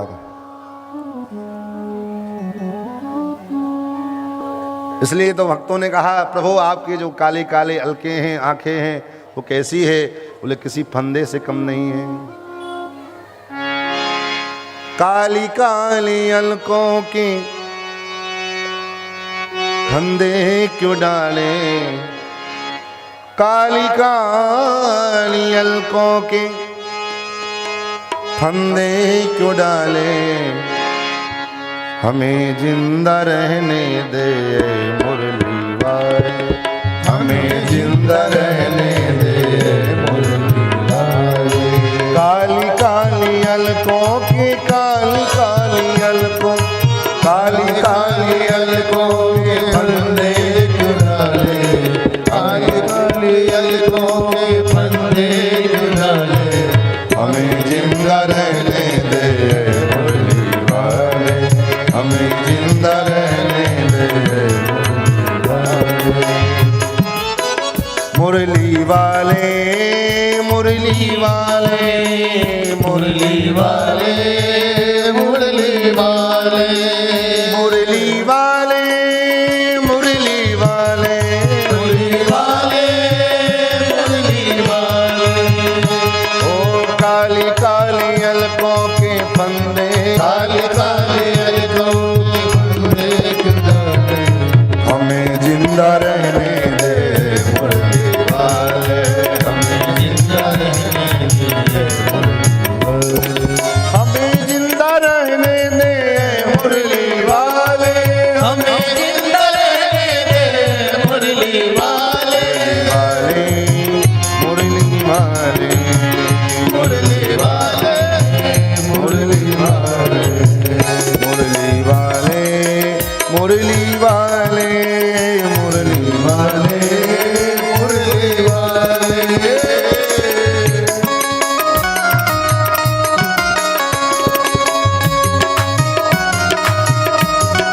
आगे बजा के मीठी मीठी, आज और कल 2 ही दिन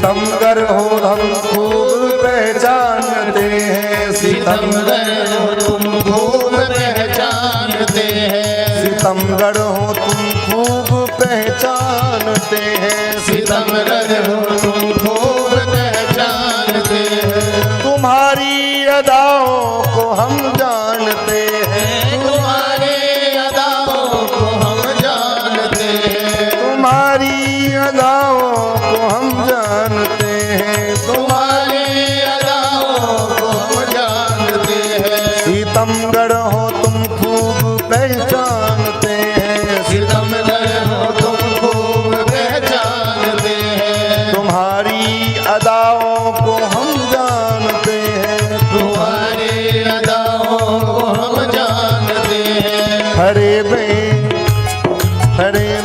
मोहब्बत में उलझाने वाले, हरे मोहब्बत में उलझाने वाले, हरे में मोहब्बत में उलझाने वाले, हरे में मोहब्बत में उलझाने वाले। हमें जिंदा रहने दे मुरली वाले, हमें जिंदा रहने दे मुरली वाले, हमें जिंदा रहने दे मुरली वाले, हमें जिंदा रहने दे मुरली वाले, मुरली वाले, मुरली वाले, मुरली वाले, मुरली वाले, मुरली वाले।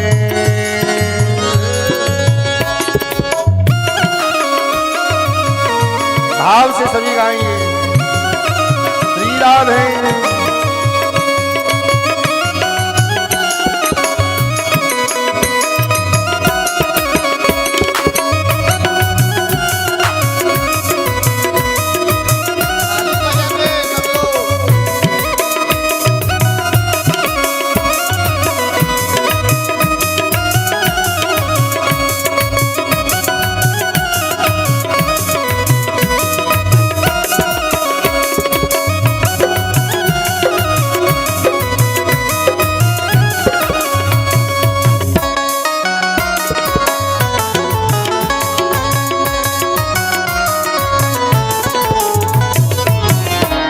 ये रंगीले नैना तुम्ही को मुबारक, ये रंगीले नैना तुम्ही को मुबारक, ये रंगीले नैना तुम्ही को मुबारक, ये रंगीले नैना तुम्ही को मुबारक, ये मीठे मीठे बहना तुम्ही को मुबारक, ये मीठे मीठे बहना तुम्ही को मुबारक, ये रंगीले नैना तुम्ही को मुबारक, ये रंगीले नैना तुम्ही को मुबारक, ये मीठे मीठे बहना तुम्ही को मुबारक, ये मीठे मीठे बहना तुम्ही को मुबारक। देखो आपके ये रंगीले नेत्र आपको मुबारक होवे। क्यों? क्योंकि ये आपके जो नेत्र हैं मोहन नैना आपके, नौका के आकार जो अनजा में चढ़ गए हो गए भव से पार। देखो आपके जो ये नेत्र हैं बड़े विचित्र हैं। एक बार जो इस नेत्र का एक बार दीदार हो जाए, मेरा एक नजर देखना किसी बंदगी से कम नहीं, करो मेरा शुक्रिया मेहरबान, तुझे दिल में हमने बसा लिया। आप इस तरह से हो, आप इस तरह से हो सुनाया न कीजिए,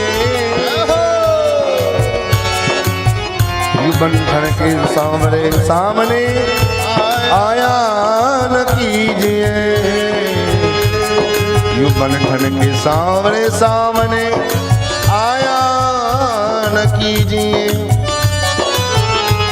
ये मीठे मीठे बहना तुम्ही को मुबारक, ये मीठे मीठे बहना तुम्ही को मुबारक, ये रंगीले नैना तुम्ही को मुबारक, ये रंगीले नैना तुम्ही को मुबारक। हमारी तरफ से निगाहें हटा ले, हमारी तरफ से निगाहें हटा ले, हमारी तरफ से निगाहें हटा ले, हमारी तरफ से निगाहें हटा ले। हमें जिंदा रहने दे मुरली वाले, हमें जिंदा रहने दे मुरली वाले, हमें जिंदा रहने दे मुरली वाले, हमें जिंदा रहने दे मुरली वाले, मुरली वाले, मुरली वाले, मुरली वाले, मुरली वाले, मुरली वाले, मुरली वाले, मुरली वाले।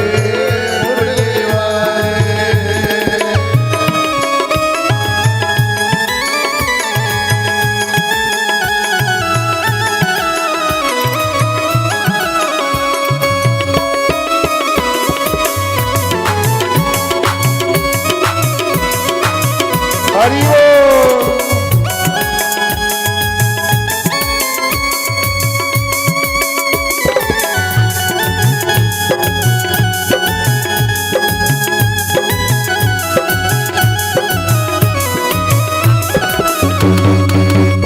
श्री राधे।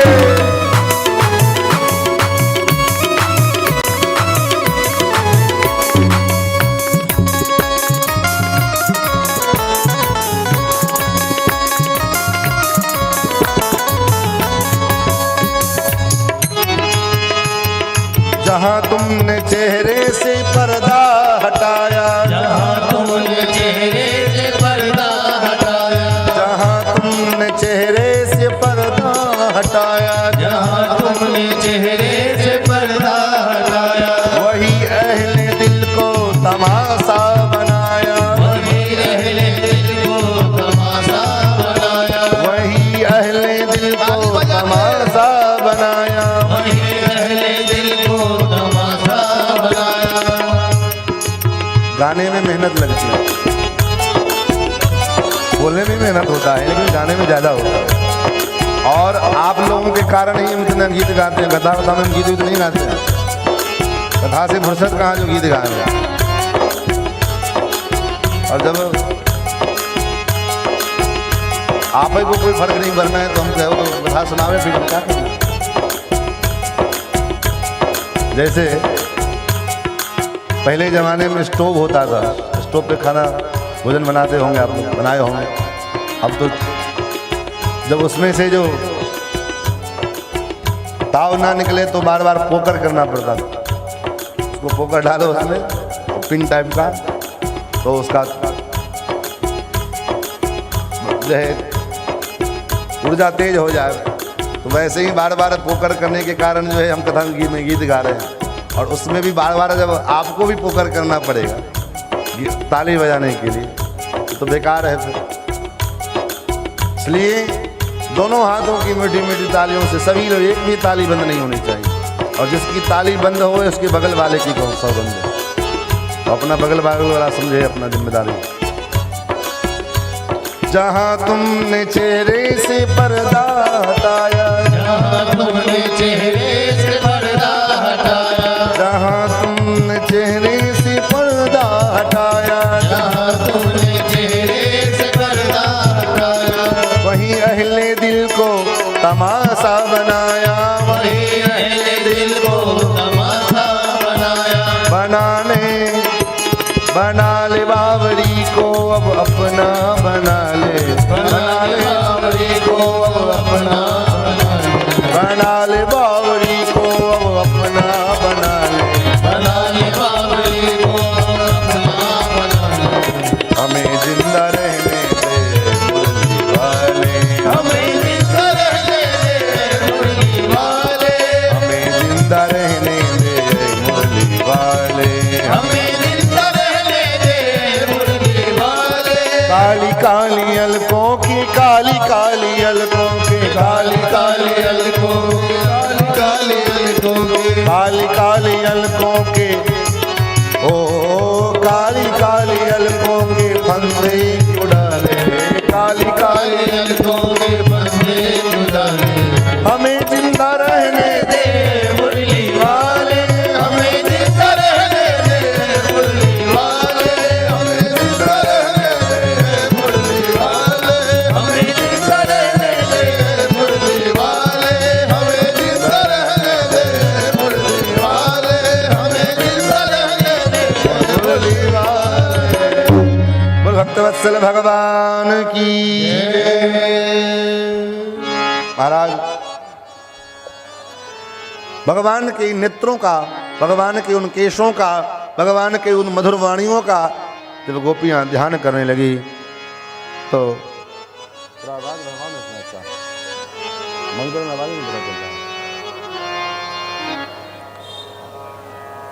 जब ध्यान किया गोपियों ने, विरह के आग में तो जितने पाप ताप संताप थे वो नष्ट हो गए, और जब गोपियों ने भगवान का ध्यान किया तो ध्यान के कारण जितने पुण्य थे वो नष्ट हो गए। ध्यान प्राप्ताच्युताश्लेषा निर्वृत्त्या क्षीण मंगला, जितने मंगल थे वो मंगल सारे नष्ट हो गए। और शास्त्र कहता है पाप अथवा पुण्य दोनों जब तक मनुष्य के जीवन में होते हैं तभी तक जो है बंधन है। पाप और पुण्य दोनों से मुक्त हो गए, बंधन समाप्त हो गया। महाराज गोपियां देह बंधन से मुक्त हो गई, आत्मस्वरूप से गोपियां रास में पहुंची हैं।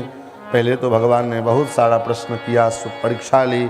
स्वागतम वो महाभागा प्रियम किम करवाणि वह, स्वागत है आपका, आओ किस कारण से आना हुआ। ब्रजस्यानामयम कच्चित ब्रूतागमन कारणम, अपने आगमन का कारण बताओ, यही कारण आगमन तुम्हारा। अब विचार करो, आपको कोई निमंत्रण दे, निमंत्रण का न्योता भेज दे वे भोजन का, और जब भोजन करने के लिए आप जाओ तो आपसे पूछे किस कारण से आना हुआ, तो कितना अच्छा लगेगा उस समय, क्या मन होगा उस समय। पहले तो निमंत्रण दिया, अब भोजन करने के लिए आए तो पूछ रहा है क्या, कैसे आना हुआ, क्यों आना हुआ। गोपियां चुप, कुछ नहीं बोल रही। बहुत बात की भगवान ने कि रात्रि का समय है, लौट जाओ, अकेले स्त्री को इस घोर रात्रि में घूमना ठीक नहीं है। लेकिन जो है गोपियां फिर भी कुछ नहीं बोली। फिर भगवान पातिव्रत धर्म का उपदेश किए कि देखो स्त्री को कभी भी पति का त्याग नहीं करना चाहिए, लोकेप सुरभिरपात की। फिर भी गोपियां कुछ नहीं बोली।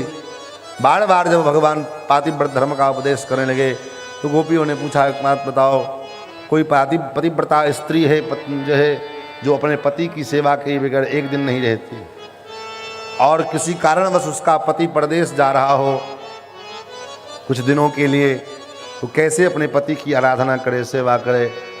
बोले सीधी बात है, पति का फोटो बना करके रख ले और उसकी सेवा करे, उसी को फूल अक्षत चढ़ावे, उसी को भोग लगावे।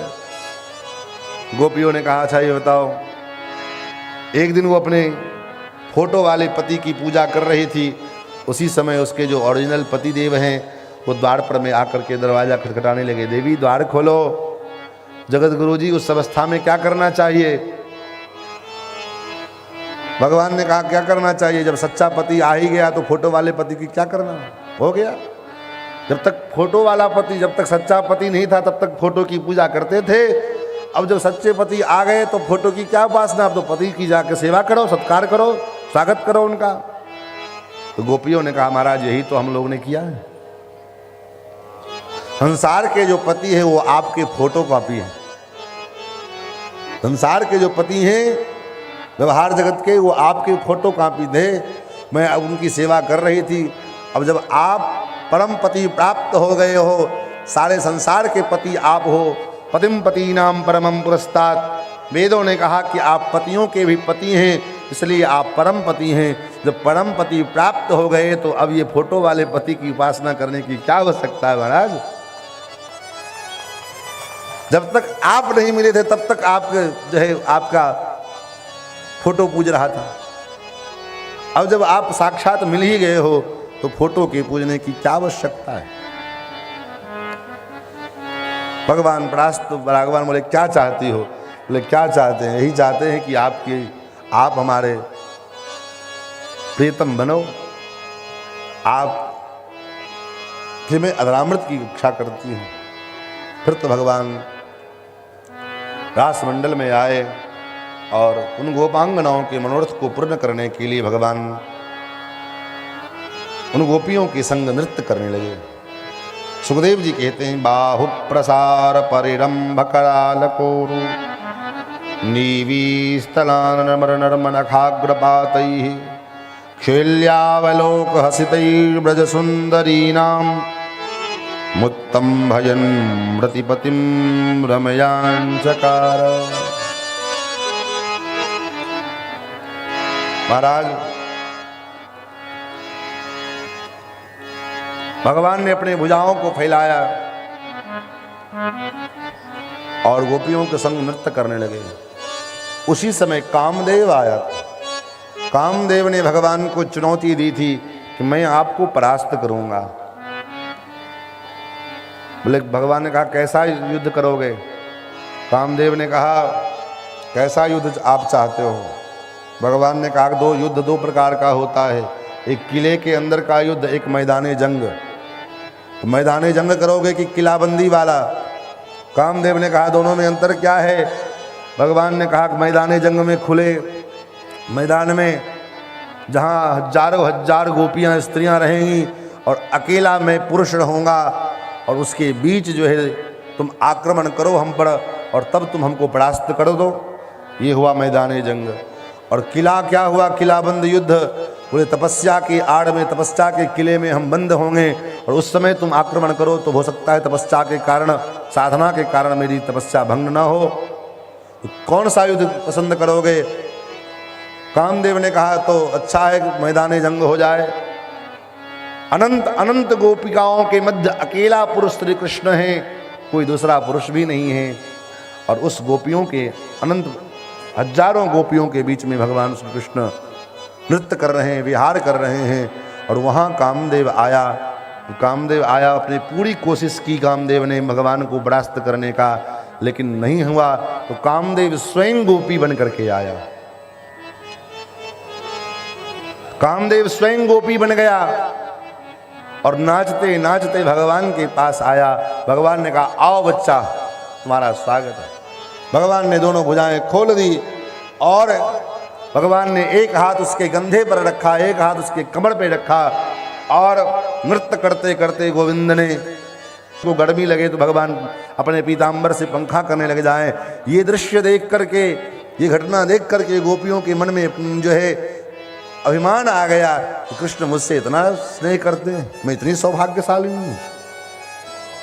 अपने सौभाग्य का मत गोपियों के मन में हुआ तो भगवान ने देखा ये तो गड़बड़ हो गया, सौभाग्य का मद ठीक नहीं है, इसका ऑपरेशन करना पड़ेगा। तासाम तत्सौभाग्य मदम भीक्षमाणम च केशव।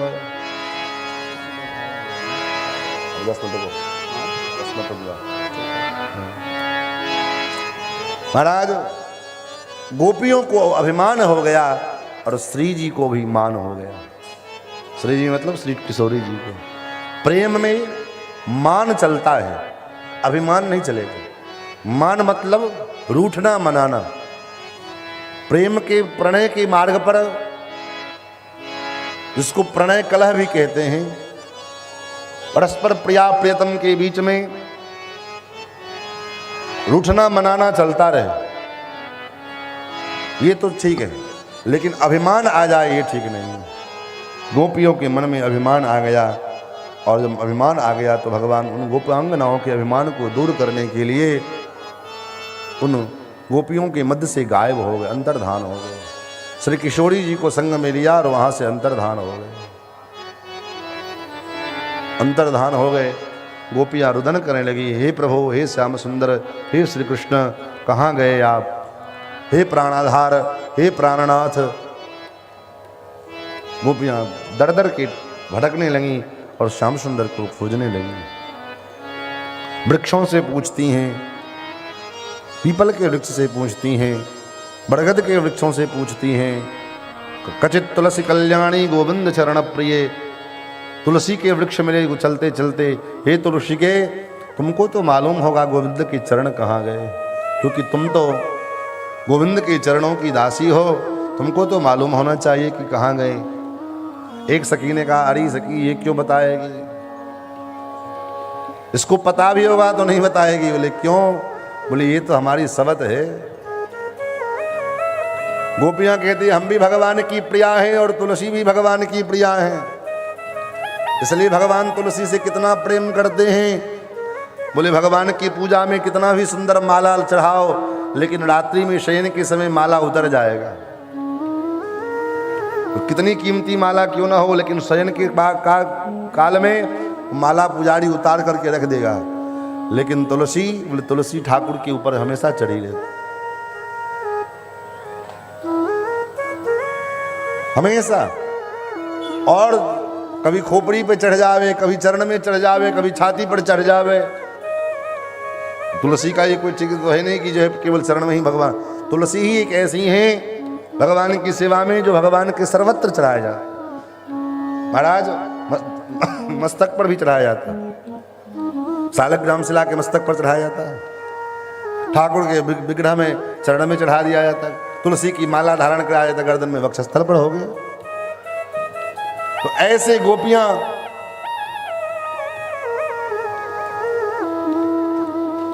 भगवान को खोज रही हैं, लेकिन भगवान मिल नहीं रहे हैं। भगवान के वियोग में गोपियां कभी कभी कृष्ण के समान आचरण करने लगती है, कृष्ण लीला करने लगती है। कोई गोपी कृष्ण, कोई पूतना, और पूतना मारने की जो लीला भगवान ने किया वो गोपियां करने लगती है। कोई गोपी बकासुर बनती है, कोई गोपी कृष्ण, और भगवान ने जो बकासुर का वध किया वो लीला भगवान करने लगते हैं। ऐसे गोपियां खोजते खोजते थक गईं और इधर श्री जी भगवान के साथ जा रहे हैं। श्री जी ने देखा गोपियों के संग नहीं रहूंगी तब तक इन गोपियों को श्याम सुंदर का दर्शन होना संभव नहीं है।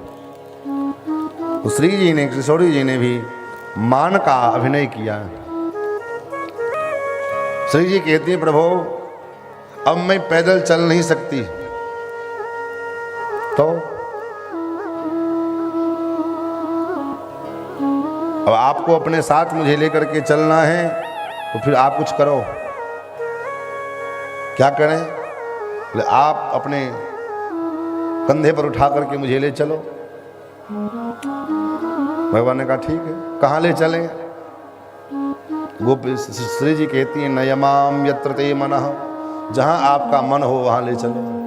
ये नयमाम यत्र ते मनः कहने का तात्पर्य ये है, श्री जी जानती तो हैं कि गोपियों को छोड़कर चले आए हैं, लेकिन मन इनका भी वहीं पर में है।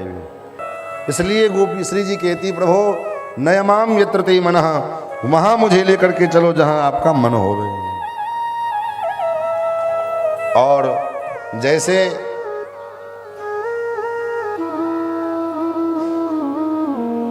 जैसे ही महाराज भगवान विराजमान हुए और श्री जी भगवान के कंधे पर बैठने के लिए चली, तब तक भगवान वहाँ से भी गायब हो गए। जब वहाँ से गायब हो गए तो इधर से श्री जी खोजते हुए आ रही, इधर से गोपियाँ खोजते हुए जा रही हैं। और दोनों का जब मिलन हुआ तो देखा, अरे प्रियाजू, क्या आपको भी श्याम सुंदर छोड़ करके चले गए क्या? बोले हाँ। तब क्या किया जाए? बोले खोजने चले। बोले खोजते खोजते पूरी जिंदगी बीत जाएगी, लेकिन वो नहीं मिलेंगे। मानो संकेत क्या, मैंने पहले भी कहा ना, अभी तक गोपियां खोजते खोजते थकी, लेकिन भगवान नहीं मिले।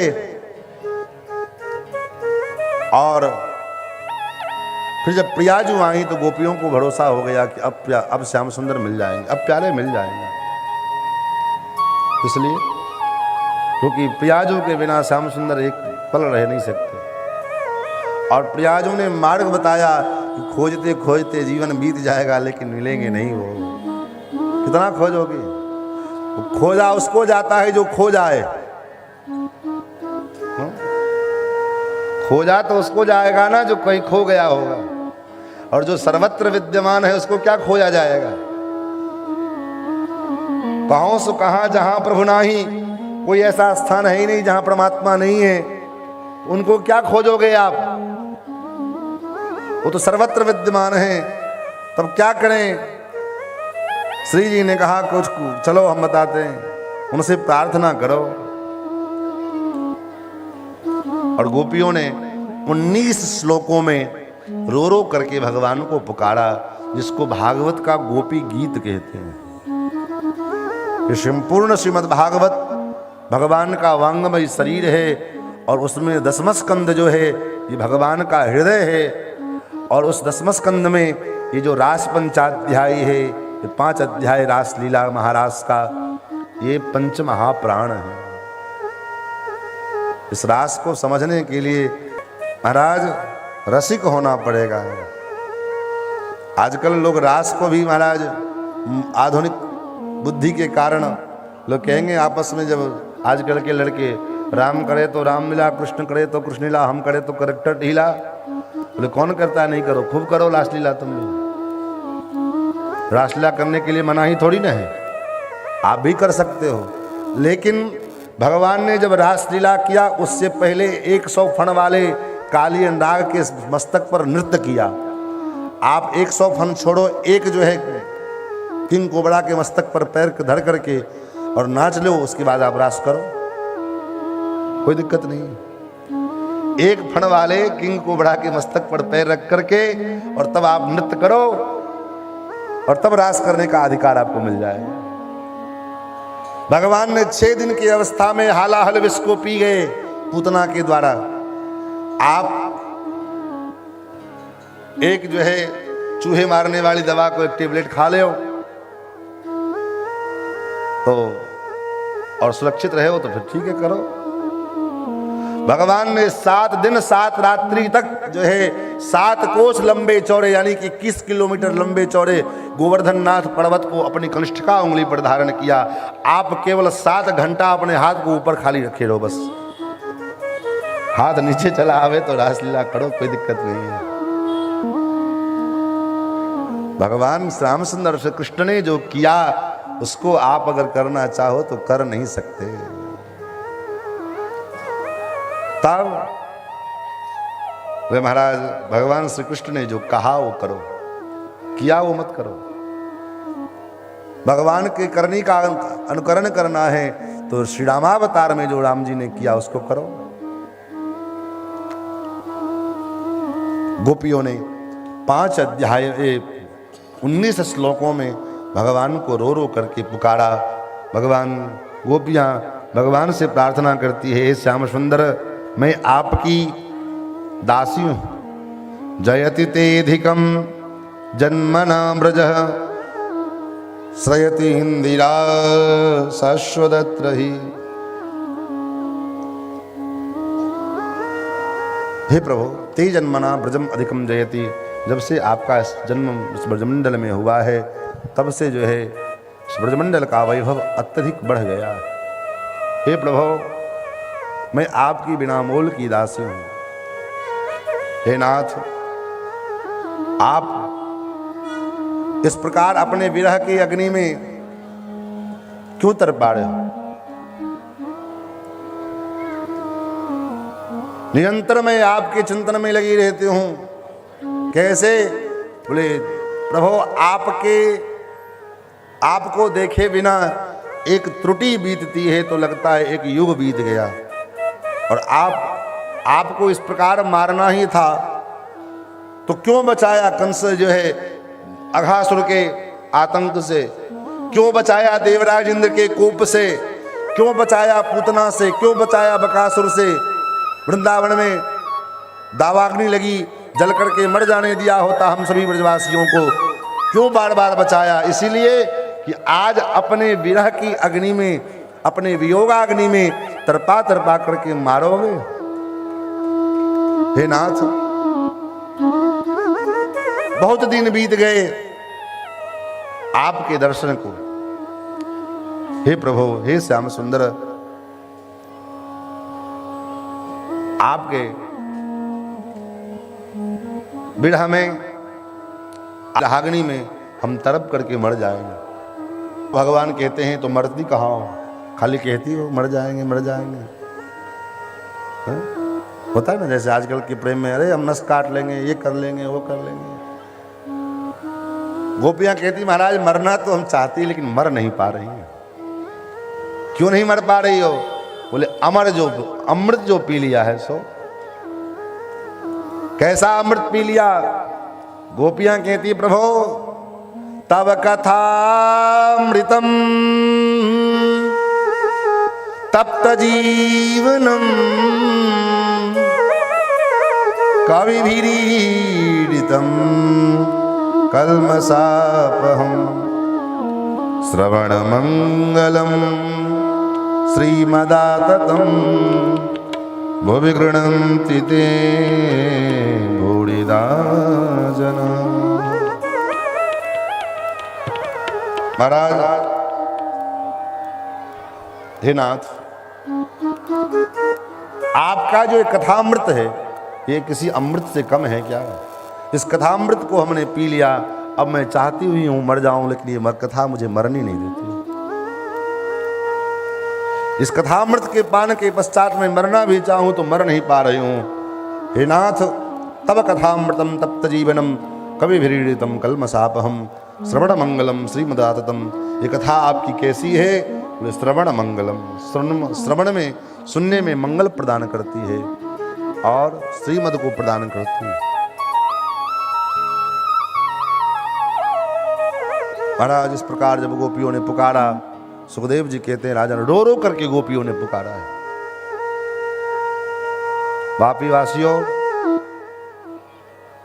कान खोल करके सुनिए, अगर वास्तव में आपके मन में ये कामना है कि हमको गोविंद का अनुभव हो, दर्शन हो, तो केवल साज सज्जा में रहने से नहीं होने वाला, केवल तीर्थों में जा जा करके घूमने से नहीं मिलने वाला है, खूब मंदिर में घंटा ठोंकने से भी नहीं मिलने वाले, खूब महाराज बाल्टी का बाल्टी जल पटक दो उससे भी कोई फायदा होने वाला नहीं है। भगवान की प्राप्ति, भगवान की अनुभूति होगी कैसे? सुखदेव जी यहां सूत्र दे रहे हैं कैसे अनुभूति होगी। इति गोप्यः प्रगायन्त्यः प्रलपन्त्यश्च चित्रधा रुरुदुस्वरम राजन। हे राजन, गोपियां रो रही हैं और कैसे रो रही हैं? वे सुस्वरम, स्वर में रो रही हैं, सुंदर स्वर में रो रही हैं। आप कल्पना करिए, कोई अगर व्यक्ति आपके सामने रोए तो आपको अच्छा लगेगा, सुंदर लगेगा उसका रोना? नहीं। लेकिन गोपियां जो रो रही हैं इनका रोना सुंदर लग रहा है। क्यों? और उनकी रुदन की प्रशंसा को सुखदेव जी कर रहे हैं। कोई ऐरा खेड़ा नत्थु खेड़ा पच कल्याणी नहीं कर रहा है, परमहंस शिरोमणि सुखदेव जी महाराज कर रहे हैं। रुरुदुस कृष्ण दर्शन लालसा। हे राजन, इन गोपियों का रोना बड़ा सुंदर लग रहा है। क्यों सुंदर लग रहा है? क्योंकि ये गोपियां अपने बेटे के लिए नहीं रो रही हैं, ये गोपियां अपने पति के लिए नहीं रो रही हैं, ये गोपियां धन के लिए नहीं रो रही हैं, ये गोपियां मकान के लिए नहीं रो रही हैं, ये गोपियां नौकरी चाकरी धन संपत्ति जो है मान बढ़ाई के लिए नहीं रो रही हैं। तब बोले ये गोपियां रो रही हैं किस लिए? कृष्ण दर्शन लालसा। ईमानदारी से अपने हृदय पर हाथ रख करके विचार करो। आज तक जीवन के इतने समय बीत गए, एक दिन भी मन में पश्चाताप हुआ कि मेरे जीवन का इतना समय बीत गया और अभी तक ठाकुर की स्वप्न में भी अनुभूति नहीं हुई? तो 4, 10 दिन 20 दिन बेटे से बात ना हो फोन पर में तो महाराज आंसू के झर्रियां लग जाती हैं। बेटा बाहर कहीं पढ़ रहा हो, मिलने जाओ और वहां से चलने लग जाओ तो महाराज देखो गंगा जमुना की धारा बहने लग जाती है। कभी जीवन में ये बात का अनुभव हुआ कि महाराज हे श्याम सुंदर, आपको देखे बिना बहुत दिन बीत गए? कभी ऐसा एहसास हुआ? खाली बस सोचते हो चलो कथा कराओ, कथा सुन लिए, आए पंडाल में बैठ गए, एंजॉय हो गया, ताली बजा लिए, गीत गा लिए, हो गया, कथा सुन लिया, बस हो गया, पुण्य तो मिल ही जाएगा। लेकर के गए क्या, इसका ये महत्वपूर्ण है। कुछ कोई ना कोई सूत्र तो हम अपने जीवन में लेकर के जाएं। आपका रोना सफल हो जाएगा कब? जब आपके रोने की का संकल्प गोविंद के लिए हो। हे प्रभु, इतने दिन बीत गए, हे नाथ, जीवन का इतना समय बीत गया। हे प्रभु, मुझे बरसाने ले चलो, मुझे वृंदावन बुला लो, मैं वहीं आपका भजन करूं, क्योंकि मेरा मन अब आप संसार में नहीं लगता। अब मेरा मन कहाँ लगे? वृंदावन में लगे, मेरा मन बरसाने में लगे। जब आपका मन वृंदावन बरसाने में लगने लग जाए तब समझो भगवान की कृपा हो गई। आपका मन कथा में लगने लग जाए, समझो भगवान की कृपा हो गई। और कथा में बैठे हो, बार बार मन जा रहा है घर पर में, कितना टाइम हो गया, सवेरे ड्यूटी भी जाना होगा, सवेरे खाना भी बना करके देना होगा। तब जो है मन को हम वृंदावन में लगावे, मन को बरसाने में लगाए। हमारे वृंदावन के परम रसिक संत श्री विनोद बिहारी दास जी महाराज, विनोद बाबा सरकार, उनका बड़ा सुंदर भाव है। वो कहते मेरा मन बरसाने में लगे, मेरो मन लग्यो बरसाने में, जहां विराजे राधा रानी। मेरो मन लग्यो बरसाने में, जहां विराजे राधा रानी। मेरो मन लग्यो बरसाने में, जहां विराजे राधा रानी। मेरो मन लग्यो बरसाने में, जहां विराजे राधा रानी। मेरो मन लग्यो बरसाने में, जहां विराजे राधा रानी। मन हट्यो है दुनिया दारी से, मन हट्यो है दुनिया दारी से। मन हट्यो है दुनिया दारी से, मन हट्यो है दुनिया दारी से। जहाँ मिले खारा पानी, जहाँ मिले खारा पानी। मेरो मन लग्यो बरसाने में, मेरो मन लग्यो बरसाने में, जहाँ विराजे राधा रानी। जहाँ विराजे राधा रानी।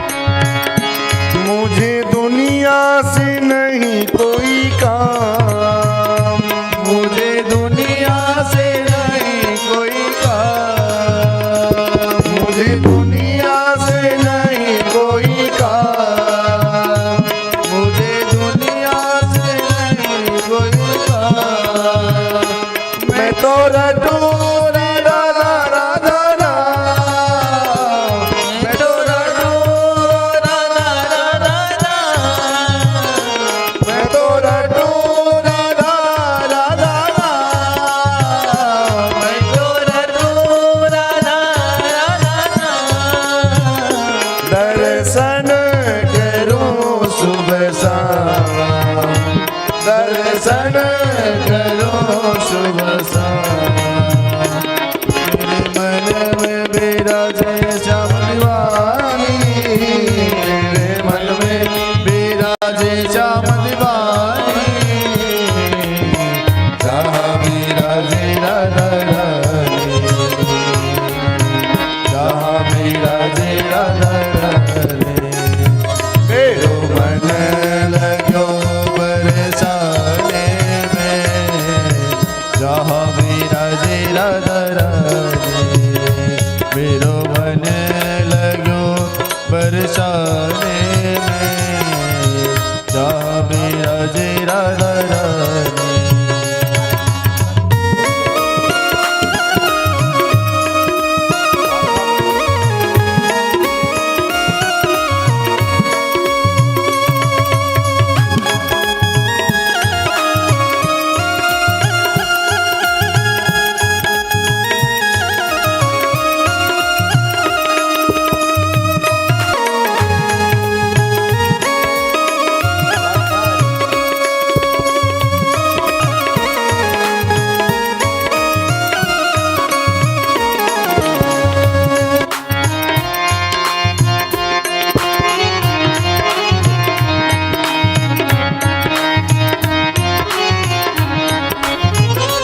मेरे मन में न लागे कोई रंग, मेरे मन में न लागे कोई रंग, मेरे मन में न लागे कोई रंग, मेरे मन में न लागे कोई रंग, मैं तो रहूं संतन के संग, मैं तो रहूं संतन के संग, मेरे मन में न करते रंग, मेरे मन में न लागे कोई रंग, मैं तो रहूं संतन के संग, मैं तो रहूं संतन के संग, मेरे मन में बढ़त उमंग, मेरे मन में बढ़त उमंग, मेरे मन में बढ़त उमंग, मेरे मन में बढ़त उमंग, बरसाना बीरज की रजनानी, बरसाना बीरज की रजनानी, जहाँ विराजे राधा रानी, मेरो मन लगो बरसाने में, जहाँ विराजे राधा रानी, मेरो मन लगो बरसाने में, जहाँ विराजे राधा रानी, मेरे मन लगो बरसाने में, जहाँ विराजे राधा रानी।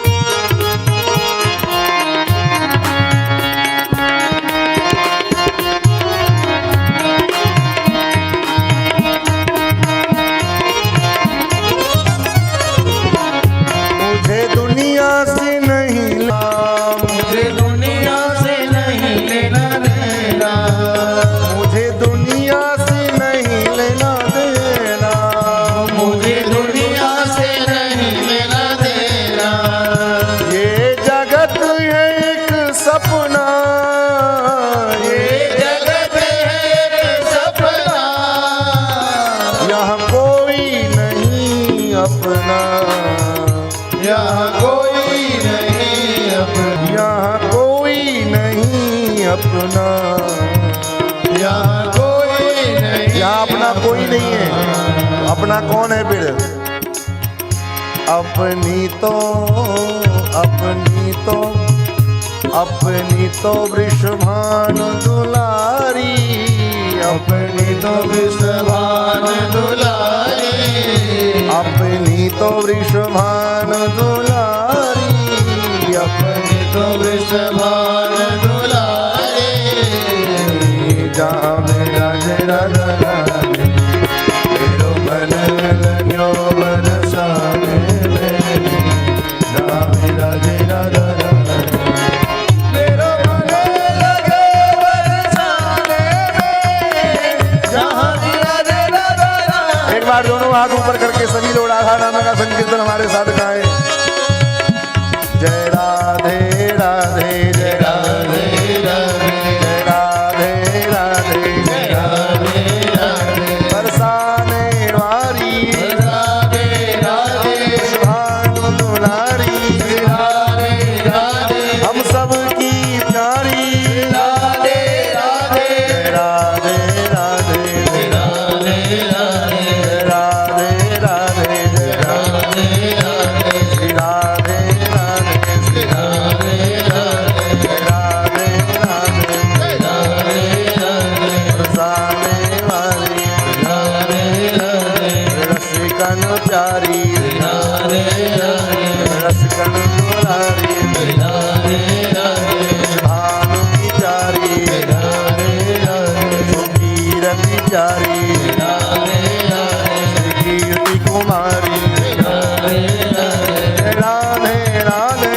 राधे राधे, राधे राधे, राधे राधे, राधे राधे, राधे राधे, राधे राधे, श्री राधे राधे, राधे राधे, राधे राधे, राधे राधे, राधे राधे, राधे राधे, राधे राधे,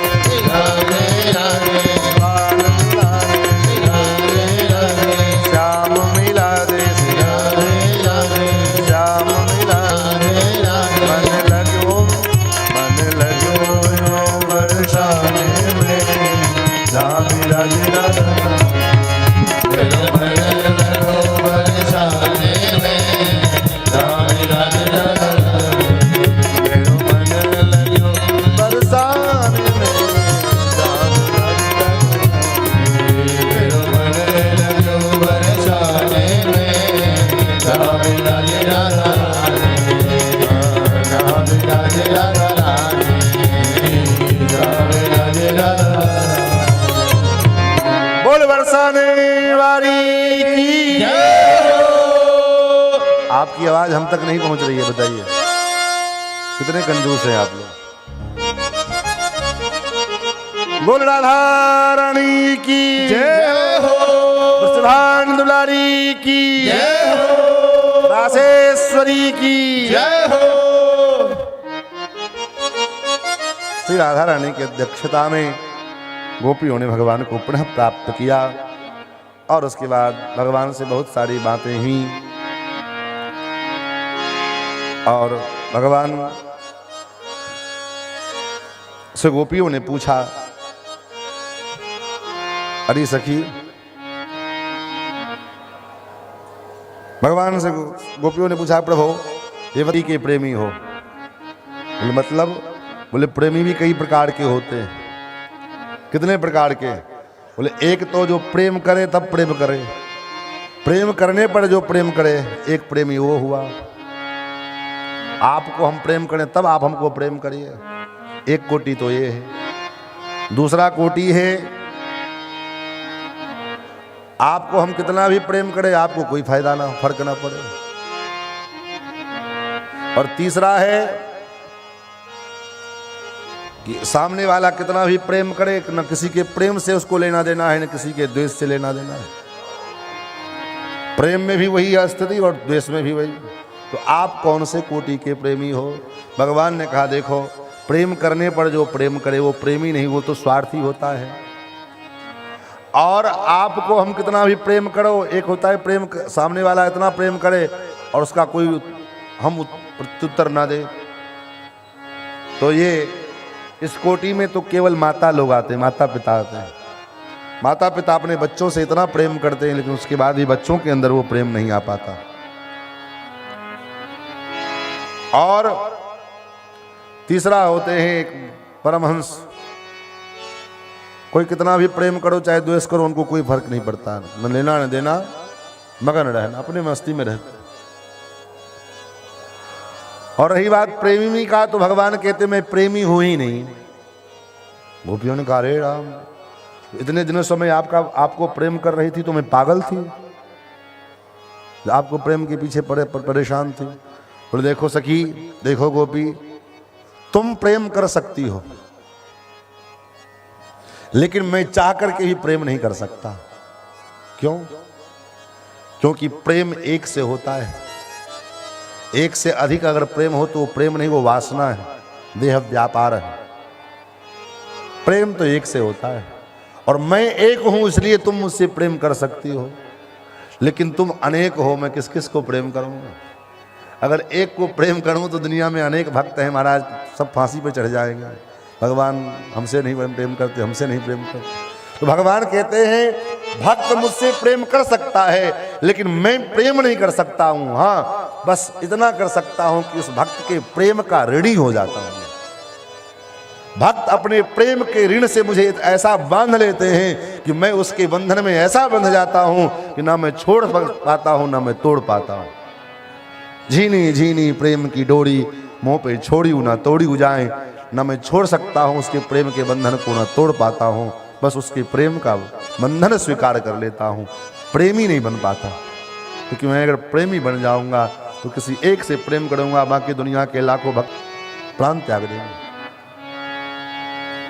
फिर तो भगवान उस रास मंडल में पधारे जहां यमुना के किनारे सुंदर बालुका विका की भद्रवेदी बनी है, और चंद्रमा अपने संपूर्ण कलाओं के साथ विकसित हैं। उस निकुंज में, नित्य निवृत्त निकुंज में भगवान पधारे हैं, और भगवान ने वहाँ अनेक प्रकार के दिव्य रास भी किए। और जैसा कि मैंने कहा था आपको, कल आज कथा के माध्यम से वृंदावन की दिव्य होली का भी आनंद हम लोग लेंगे। तो हमारा तो विचार है कि होली और विवाह एक ही साथ हो, रास के बीच में करना ठीक नहीं, फिर भगदड़ हो जाएगा तो फिर आगे कथा बंद हो जाएगी। तो होली को और विवाह का उत्सव एक साथ हम लोग करेंगे। पहले रास भगवान का निबंध कर ले, और उसके बाद होली भी मनाएंगे। भगवान उस रास का आनंद लेने के लिए आकाश में देवता लोग बाजे बजाने लगे, नृत्य होने लगा, और सभी देवियां भगवान पादन्यासिर भुज विद्युत भी सस्मतैर्भ्रुर विलासै भ्रजन मध्यैश्चल कुच पटैर कुंडलैर गंडलौलैः सिद्ध्यन् मुख्यः कवर रसना ग्रंथयः कृष्णबद्धो गायन्त्यस्तं तटि विविता मेघचक्रं विरेजुः मेघचक्रे विरेजुः। भगवान अनेकानेक राग के ऊपर, अनेक मृदंग के ताल के ऊपर में भगवान अपने पाद विन्यास करते हैं। पैरों में घुंघरू लगी हुई है, और गोपियों के पैर में नूपुर लगे हुए हैं, और ऐसा प्रतीत होता है कि मानो जितने गोपियां हैं उतने श्री कृष्ण हैं। ऐसा नहीं कि एक ही कृष्ण दिखाए, है तो एक ही कृष्ण, लेकिन भगवान ने अपने अनेक रूप बनाए, और जितनी गोपियां, कोई किसी गोपी को ऐसा नहीं लगता है कि कृष्ण हमारे साथ नहीं है। कभी कभी तो 5-5 गोपियों के बीच में एक कृष्ण, कभी कभी 2 गोपियों के बीच में एक कृष्ण, कभी कभी सारे कृष्ण ही कृष्ण दिखाई पड़ते। ऐसा दिव्य अद्भुत रास भगवान ने किया, और उस रास का दर्शन करने के लिए, भगवान के प्रत्येक लीला का अनुभव करने के लिए भगवान भूत भावन भोलेनाथ निश्चित रूप से पधारते हैं। इस रास का दर्शन करने के लिए भी जब माता पार्वती रास मंडल में चलने को तैयार हुई, तो भगवान भूत भावन भोलेनाथ ने कहा देवी हमको भी लेकर के चलो। कहाँ? तो इस रास में, तो इस रास में आप नहीं जा सकते। बोले क्यों नहीं जा सकते? क्योंकि उस रास में भगवान श्याम सुंदर श्री कृष्ण के अलावा किसी अन्य पुरुष का प्रवेश संभव नहीं है। आप कैसे जाओगे? भगवान ने कहा कोई बात नहीं। भोले बाबा ने कहा हमको भी तुम अपने जैसा बना लो। मैया पार्वती समझा रही हैं, भगवान भोलेनाथ मानने को तैयार नहीं है।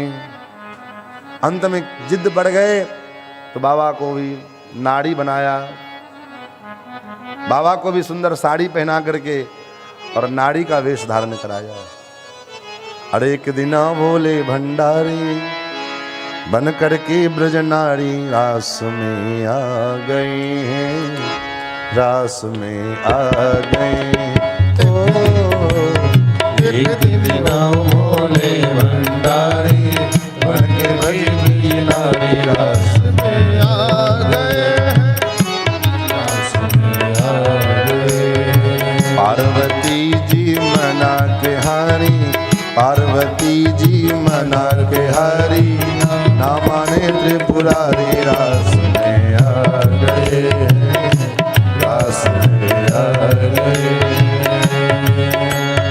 पार्वती जी मना के हारी, ना माने त्रिपुरारी रास में आ गए, रास में आ गए।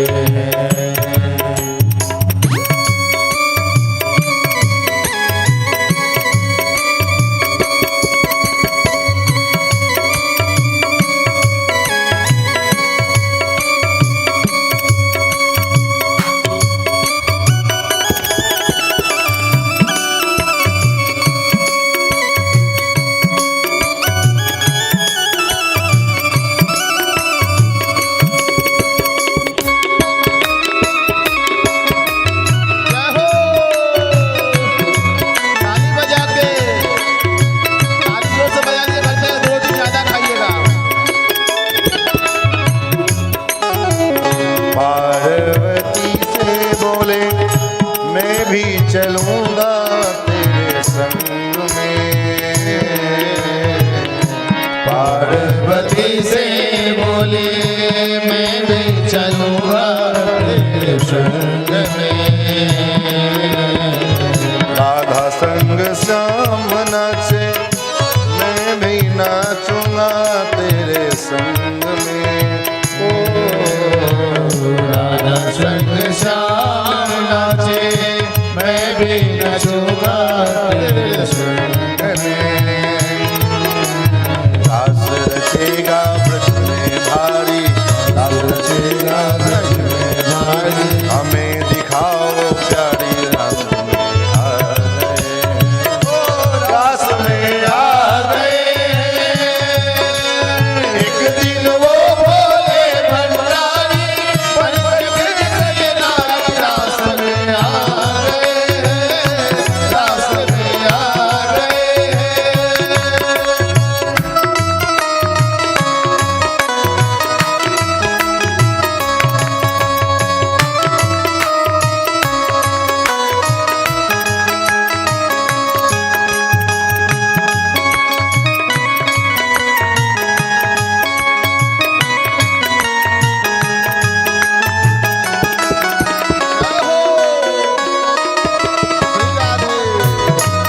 दोनों हाथों की ताली सभी के हाथों में बजनी चाहिए।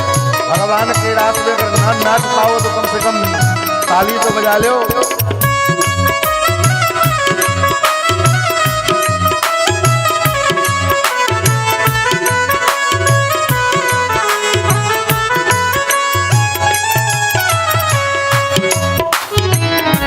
ओ मोरे भोले स्वामी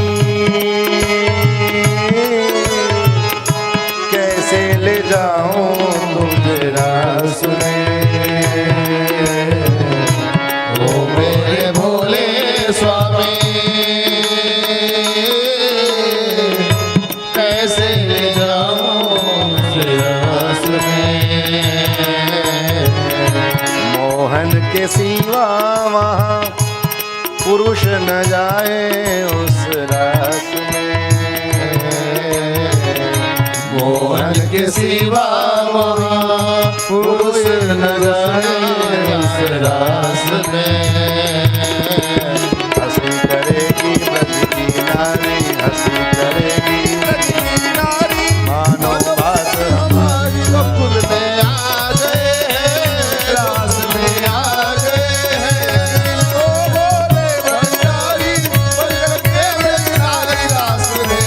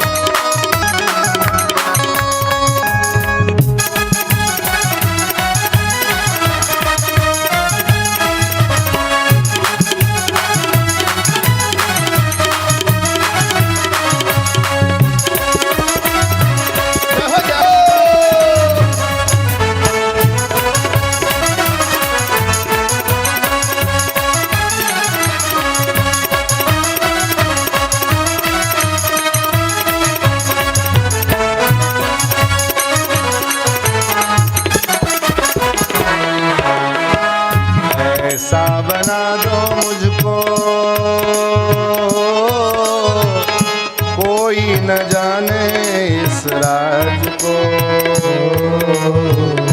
ऐसा बना दे मुझे कोई न जाने इस राज को। मैं हूँ सहेली तेरी ऐसा बताना ब्रजराज को, मैं हूँ सहेली तेरी ऐसा बताना ब्रजराज को। और बाबा का श्रृंगार किया भैया ने, कैसो श्रृंगार किए, जटा को खोल करके बाघंबर हटा करके बढ़िया साड़ी पहनाई और त्रिशूल हटाया, आंखों में कज्जल लगाए, अधरों के ऊपर अधरामृत लगाया, अधर राग लगाए और साड़ी पहनाई। भगवान भोलेनाथ मटक मटक करके, अब कभी तो पहली बार जीवन में नारी बने थे, चलना, नारी का वस्त्र पहनने से क्या होगा, चलना भी तो होना चाहिए। तो चलने में दिक्कत हो रही है, कैसे चल रहे हैं? बना के जूड़ा पहन के साड़ी, बना के जूड़ा पहन के साड़ी, बना के जूड़ा पहन के साड़ी, बना के जूड़ा पहन के साड़ी, चाल चले मतवाली रस में आ गए हैं, गोकुल में आ गए हैं। एक दिन वो भोले भंडारी बनकर ब्रज के नारी गोकुल में आ गए हैं, गोकुल में आ गए हैं।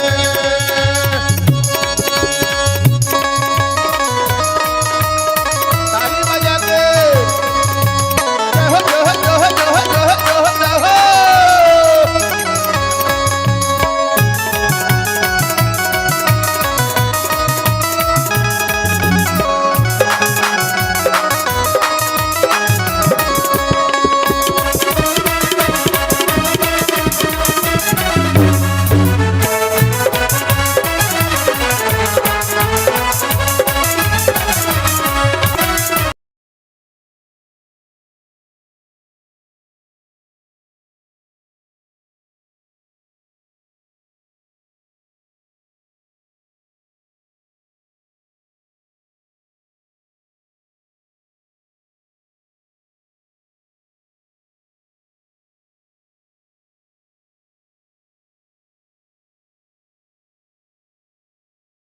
की रास में हम लोग भोले बाबा के पीछे पीछे हम लोग भी प्रवेश करें।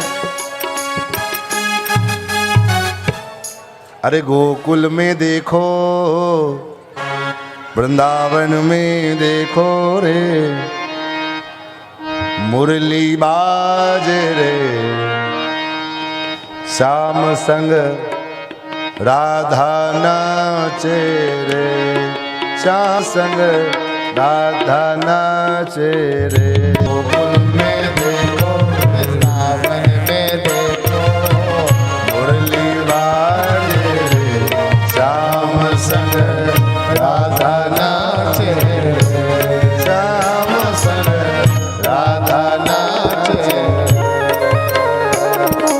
गोकुल में देखो, वृंदावन में देखो रे, मुरली बाजे रे, श्याम संग राधा नाचे रे, श्याम संग राधा नाचे रे। थोड़ा थोड़ा जगह बना दीजिए, पीछे खिसक जाइए, खिसकिए पीछे, जो आगे बैठे था पीछे खिसक जाइए।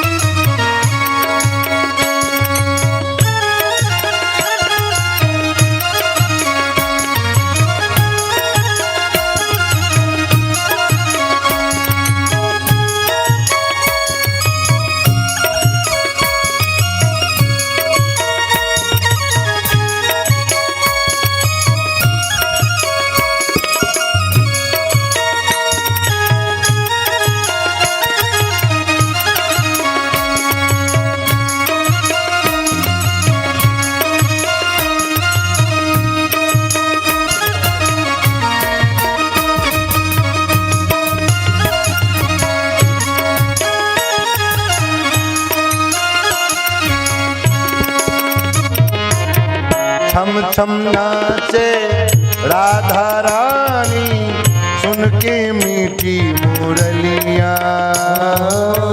चम चम नाचे राधा नाचे सुन के मीठी मुरलिया।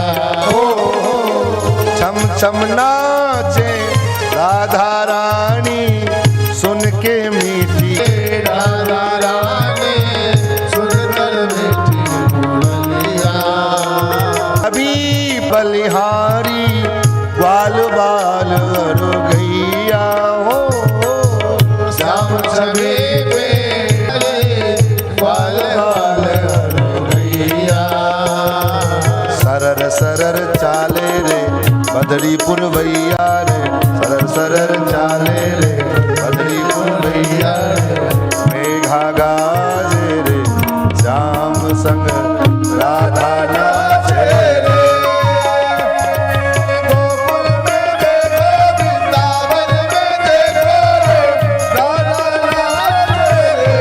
श्याम संग राधा नाचे रे।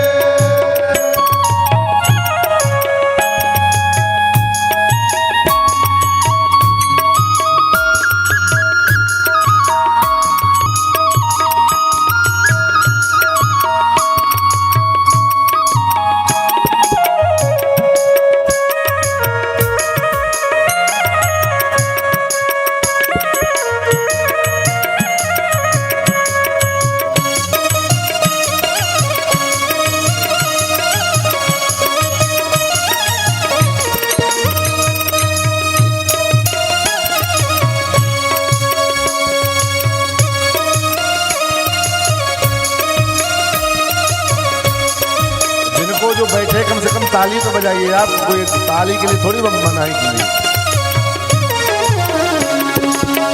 वंशी वट पर यमुना तट पर कान्हा रस रचाए। वंशी वट पर यमुना तट पर कान्हा रास रचाए। बंसी वट पर यमुना तट पर कान्हा रस रचाए। बंसी वट पर यमुना तट राधा रास रचाए। गोपी बन कर शंकर आए गोपेश्वर कहलाए। गोपी बन कर शंकर आए गोपेश्वर कहलाए। गोपी बन कर शंकर आए गोपेश्वर कहलाए।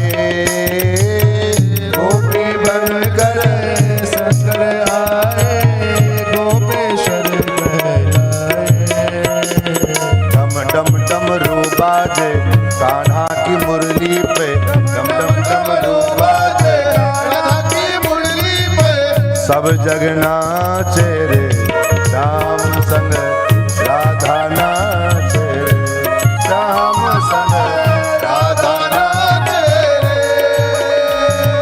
गोकुल में देखो वृंदावन में देखो राधा बाजे रे श्याम संग राधा नाचे रे।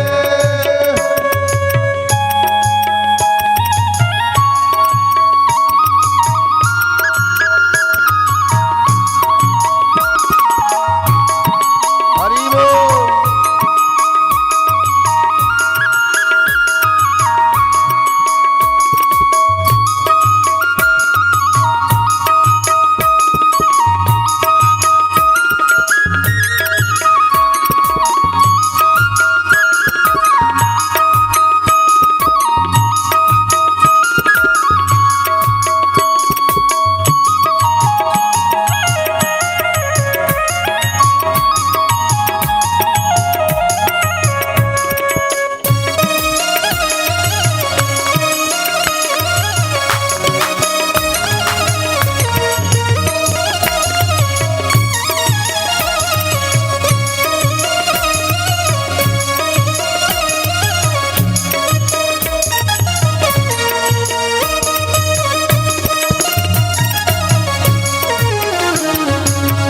चंद्र किरण सा श्याम सलोना दो आंखें कजरारी चंद्र किरण सा श्याम सलोना दो आंखें कजरारी। ठुमक ठुमक नाचे गोपियन के संग जग का पालनहारी ठुमक ठुमक नाचे गोपियन के संग जग का पालनहारी। रास बिहारी संग राधा सुकुमारी संग रास बिहारी संग राधा सुकुमारी संग रास बिहारी संग राधा सुकुमारी संग विरज में विराजे रे श्याम संग राधा नाचे रे श्याम संग राधा नाचे रे। गोकुल में देखो वृंदावन में देखो रे राधा नाचे रे श्याम संग राधा नाचे रे श्याम संग राधा नाचे रे श्याम संग राधा नाचे कृष्ण नाचे नाचे गोपी जन राधा नाचे कृष्ण नाचे नाचे राधा नाचे कृष्ण नाचे नाचे गोपी जन राधा नाचे कृष्ण नाचे नाचे गोपी जन। गोपी मन मेरो बन गयो सखी पावन वृंदावन मन मेरो बन गयो सखी पावन।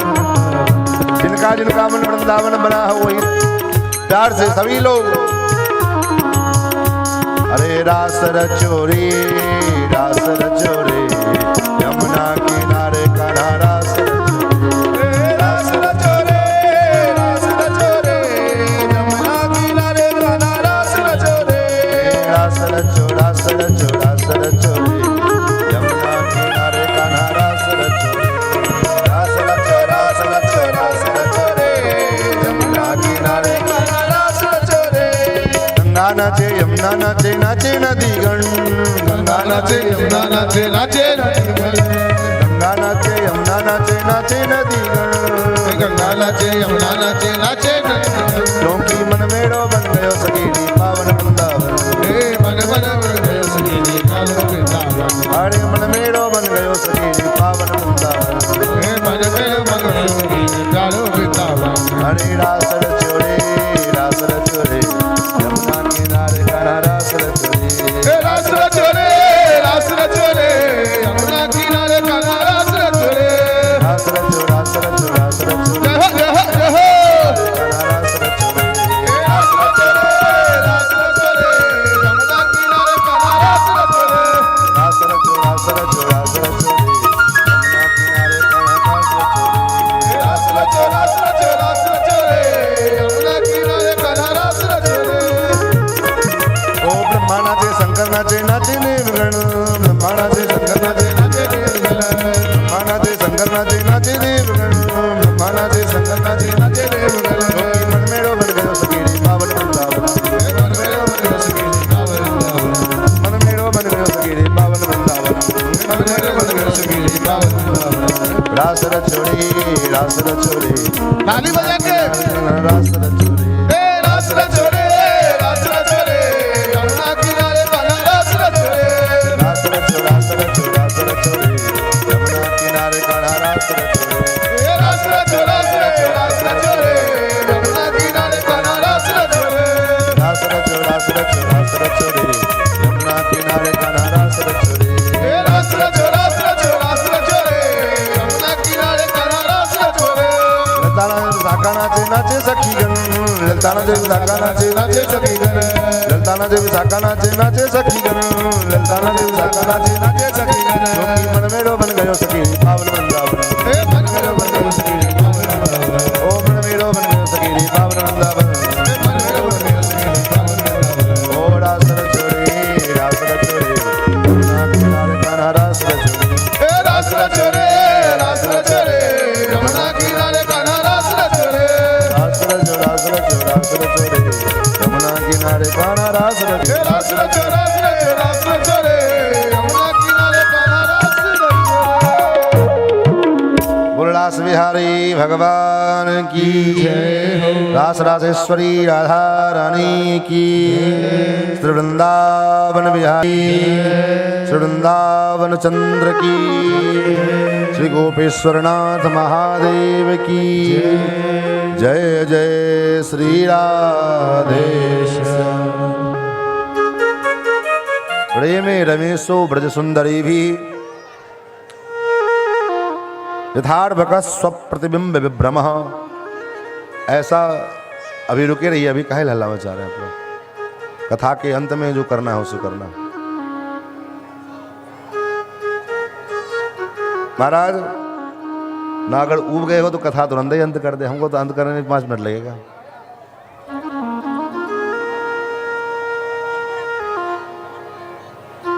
बैठ जाइए, अभी लोग बैठ जाइए आप लोग।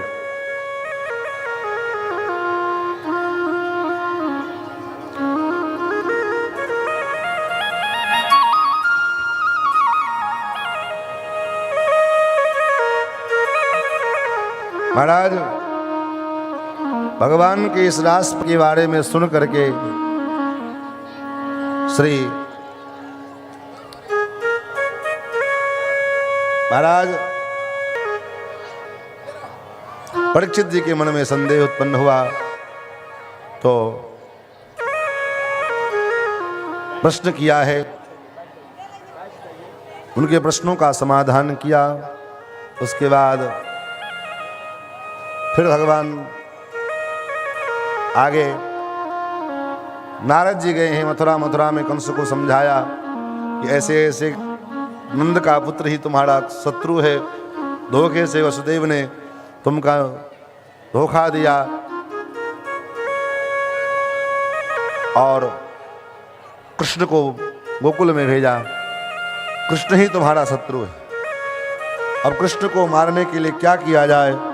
बोले अक्रूर जी को भेजा है। अक्रूर जी आए हैं भगवान श्री कृष्ण को लेकर के गोकुल से मथुरा गए।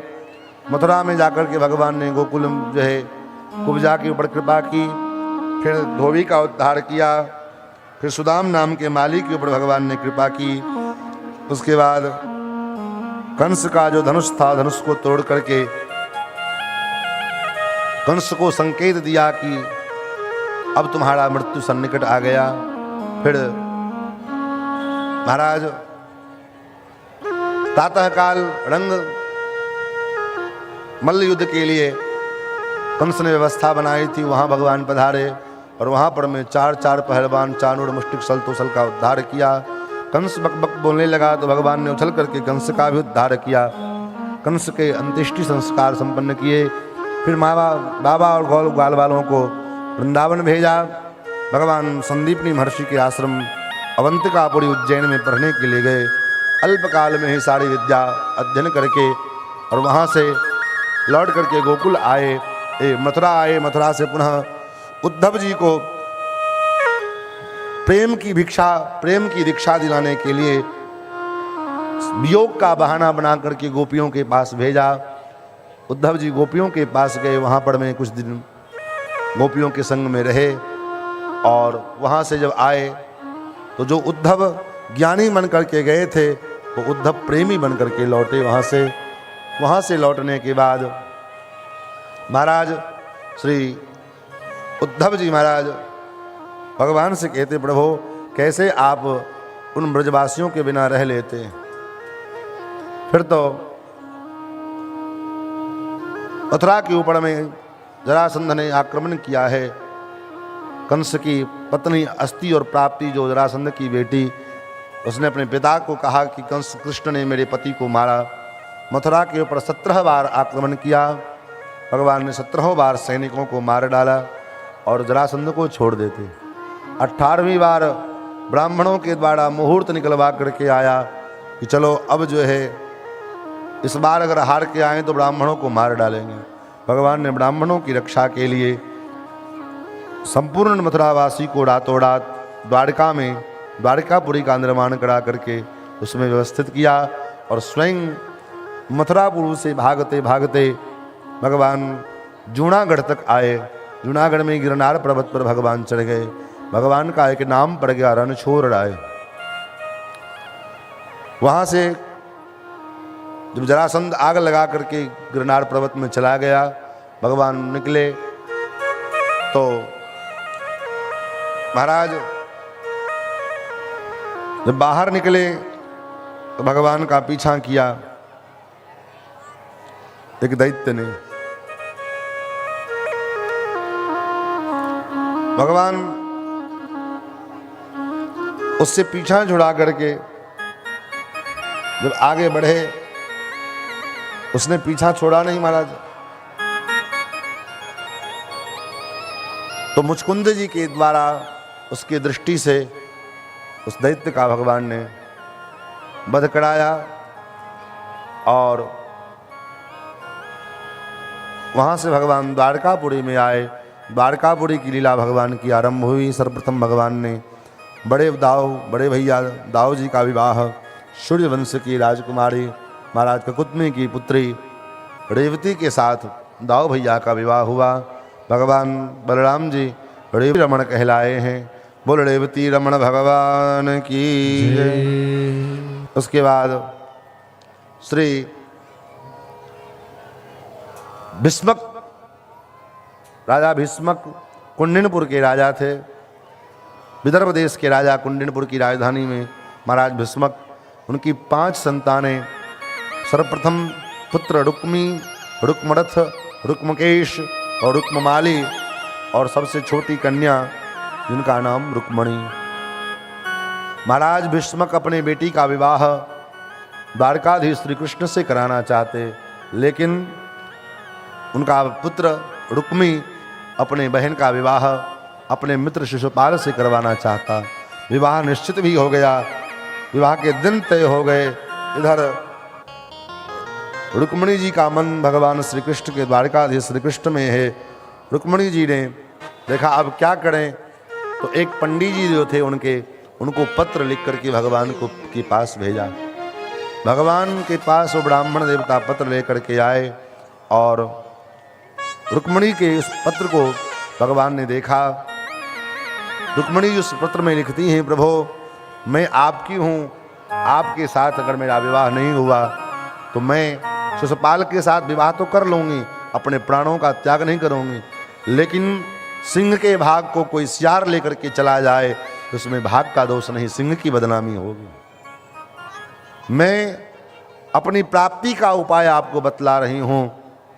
महाराज विवाह से पूर्व मेरे कुल की परंपरा है कि कन्या गिरजा पूजन करने के लिए गिरजा मंदिर में जाती है। नगर के बाहर गिरजा मंदिर में आप आ जाना और वहाँ आकर के आप मेरा राक्षसी विधि से मेरा हरण कर लेना। माम राक्षसेन विधनोत वीर्य शुल्काम, वीरता का शुल्क देकर के आप मेरा हरण करना। भगवान तुरंत रथ पर आरूढ़ हुए और पंडित जी के साथ चले हैं और वहाँ भगवान ने पंडित जी को भेज दिया। स्वयं भगवान अंदर गए। महाराज भीष्मक ने भगवान का पूजन किया, मधुपर्क आदि किए और उसके बाद भगवान उस गिरजा मंदिर के द्वार पर में जाकर खड़े हो गए। इधर रुक्मणी जी पूजा करके बाहर निकली। भगवान ने रुक्मणी जी को रथ में बिठाया और रथ में बिठा करके लेकर के सीधे वहाँ से चले। फिर विचार किया कि अगर इनको ऐसे लेकर के चले जाएंगे तो ये जीवन भर हमको उलाहना देती रहेंगी। क्या उलाहना कि आप तो चोरों की भांति, और व्यक्ति हर जगह अपनी बदनामी, अपनी जो है प्रशंसा ना भी मिले तो चलता है, लेकिन पत्नी की जगह कोई पत्नी अगर कोई प्रकार का जो है अगर उलाहना दे, कोई प्रकार बात कहे तो महाराज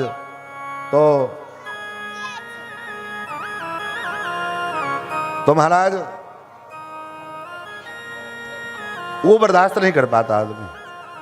फिर तो भगवान ने शंखनाद किया। शंखनाद करते ही महाराज शिशुपाल के सैनिक लोग और रुक्मी पहुंच गए। अब शिशुपाल बेचारा सेहरा बांधे बैठा था कि हमारा विवाह होगा, और शिशुपाल को बेचारा सेहरा बांधे बैठा रहा। शिशुपाल तो रो रहा है कि मेरी पत्नी का हरण हो गया, मेरी पत्नी का हरण हो गया, ले गओ ले गओ। रुक्मी ने कहा चिंता मत करो, मैं जा रहा हूँ और मैं अपनी बहन को बिना लौटाए लेकर के नहीं आऊँगा, इस नगर में प्रवेश नहीं करूँगा। फिर तो रुक्मी गया, भगवान के साथ युद्ध किया और भगवान वध करने के लिए, मारने के लिए जब चले तो रुक्मणी जी चरण में गिर पड़ी, प्रभु मेरा भाई है।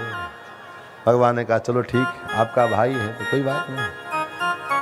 भगवान रुक्मिणी को आपका भाई है तो मेरा भी तो कुछ लगेगा, मेरा साला लगेगा। तो साले साहब को रथ में बढ़िया बांध करके लेकर के चलने लगे। बलराम जी उधर से आए, दाऊ भैया ने देखा, लाला ये क्या है? बोले ये साले साहब हैं, दहेज में और तो कुछ मिलाना है। तो साले साहब को ले चलो, काम तो धंधा कुछ तो करेंगे। बलराम जी ने कहा देखो भैया, अपने कुटुंबियों के संग, अपने सगे संबंधियों के साथ ऐसा व्यवहार करना उचित नहीं है। और देखो बड़ों का यही काम है, बड़े का यही काम है। अगर अपने परिवार से और किसी अन्य के परिवार से दो लोग अपन लड़ रहे हों तो दूसरे के डांटने के बजाय अपने को डांटा जाता है। डांटा किसको जाएगा? जो अपना होगा, जिससे प्रेम करोगे उसी को ना डांटोगे। अब व्यक्ति सोचता है हमको तो डांटते हैं, उसको डांटते नहीं। वे तुमको डांटते हैं इसलिए कि तुमसे प्रेम करते हैं, तुमको मानते हैं इसलिए तुमको डांटते हैं। और जिसको मानेंगे नहीं उसको डांटने कहाँ जाएगा? हमारे महाराज जी मंदिर में हम लोग कोई बदमाशी अगर हो जाए, कोई गलती हो जाए तो पहले डांट रहे खूब, हम लोग थोड़ा कष्ट हो जाए तो चुपचाप रूठ जाएं। तो बाद में महाराज जी बुलावे, कहें देखो खिलाते पिलाते तुम हो, तुम्हारे पास रहते हैं, तुम खिलाते हो, तुम सेवा करते हो, प्रेम तुमसे करते हैं, मानते तुमको हैं। हाँ, तो डांटने क्या पड़ोसी को जाएंगे? कि डांटा भी तो उसी को जाएगा जिससे प्रेम करेगा आदमी। हाँ? तो भगवान दाव भी ऐसे किए। रुक्मणी जी को भी संतोष हुआ, चलो कोई तो हमारे पक्ष का है, हमारे पक्ष में बोलने वाला। द्वारकापुरी में आए और द्वारकापुरी को पूरे दुल्हन की भांति सजाया गया। क्यों? क्योंकि द्वारकाधीश श्री कृष्ण के दिव्य परिणय उत्सव है, मंगल उत्सव है, विवाह उत्सव है। तो आइए अब हम लोग भी द्वारकाधीश के दिव्य प्राकट जो है परिणयोत्सव का आनंद लें। और उसी आनंद के क्रम में भगवान के दिव्य जो है होली का भी उत्सव लेंगे, आनंद लेंगे। श्री द्वारकाधीश भगवान की जय, श्री रुक्मणी महारानी की जय। महाराज ठाकुर जी को सखाओं ने दुल्हा वेश में तैयार किया। और जब दुल्हा वेश में तब ठाकुर जी सज धज करके तैयार हो गए तो ठाकुर जी का जो स्वरूप है इतना सुंदर है कि सखा लोग कहते भैया या वेश में तो तू बड़ो सुंदर दिख रहे है, लिकाओ की नजर न लग जावे, किसी की नजर न लगे या स्वरूप में। और सबकी नजर से तो को ठाकुर बचावे, भगवान बचावे, ऐसो प्रार्थना सखा लोग भगवान के मित्र मंडली लोग कर रहे हैं।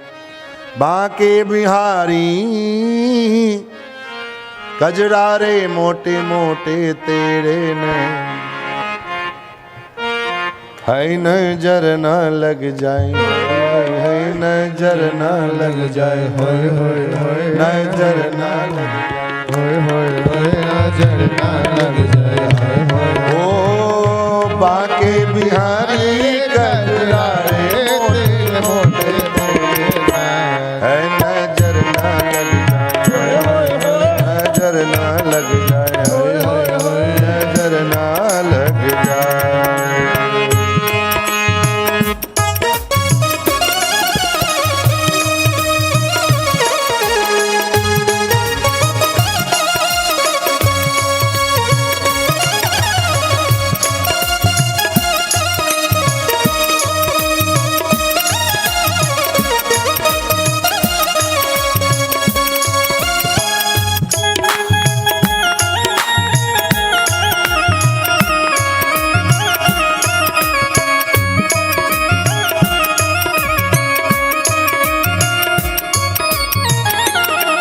काजल की कोरे मेरा जिगर मरोरे, रंग रस में बोरे, रंग रस में बोरे,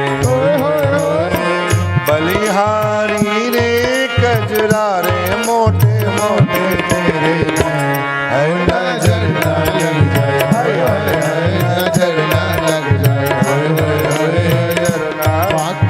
जाए।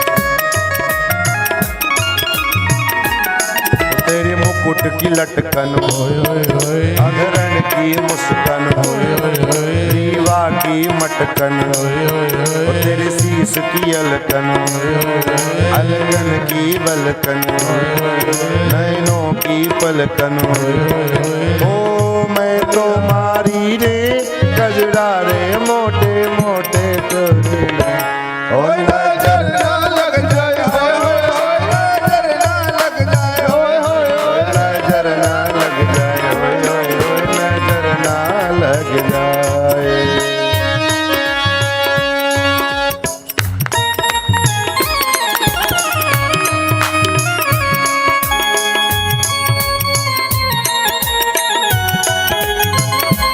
हरि बोल।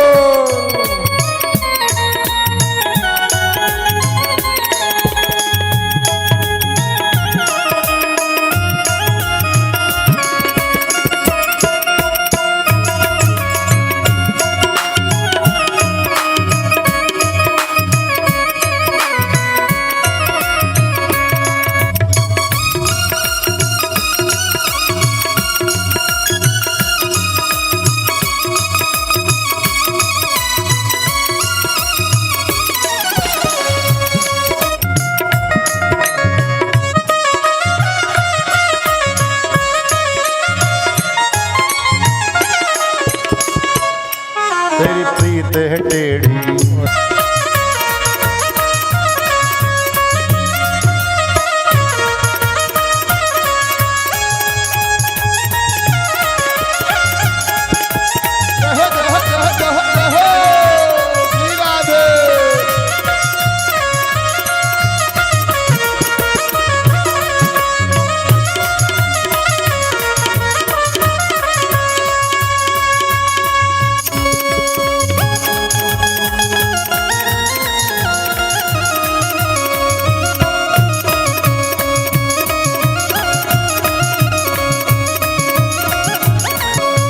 हो तेरे पाँव की पायल, पायल, आँखों का काजल, तेरी नजर ने घायल, हो तेरे प्यार ने पागल, ओ कर डारी रे कजरा रे मोटे मोटे तेरे, ओ नजर ना लग जाए, होय होय होय, नजर ना लग जाए, होय होय होय, नजर ना लग जाए, होय होय होय, नजर ना लग जाए, बाकी नजर ना लग जाए, होय होय होय, नजर ना लग जाए, होय होय होय, नजर ना लग जाए। बोल बाकी बिहारी लाल की जय हो। आइए अब ठाकुर जी के विवाह का विधिवत कार्य हम लोग बढ़ावे आगे। जितने यजमान लोग हैं क्रमशः एक एक करके मंच पर में आवें और ठाकुर जी का जो है पूजन करें और बाकी लोग वहीं से आशीर्वाद दीजिए। आइए ठाकुर जी के दूल्हा वेश की हम सभी को आपको ठाकुर के कथा के माध्यम से ठाकुर के विवाह का बारंबार आपको बधाई हो, ऐसी मंगल कामना।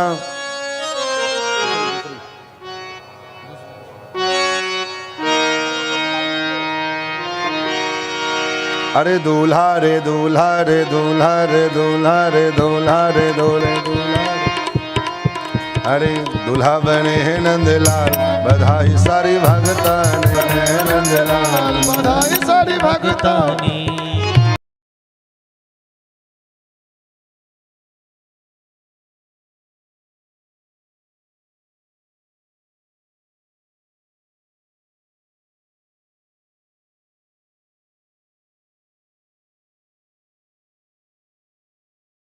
बधाई सारी भगता ने। दूल्हा रे दूल्हा रे दूल्हा रे दूल्हा रे दूल्हा रे दूल्हा रे दूल्हा रे दूल्हा बने नंदलाल, बधाई सारी भगता ने, दूल्हा बने नंदलाल, बधाई सारी भगता ने।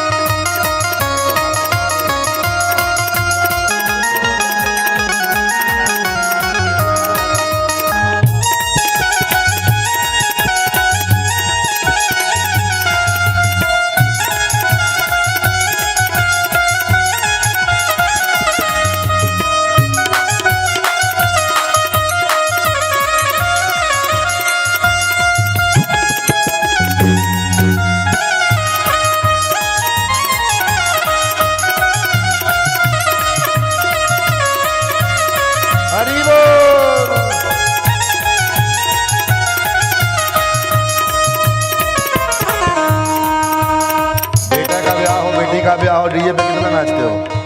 हम ये नहीं कहते नाचो, लेकिन कम से कम जो है ताली तो बजा लो। ठाकुर का विवाह उत्सव हो रहा है, मन करे तो नाच भी सकते हो, लेकिन कम से कम ताली तो जरूर बजाओ।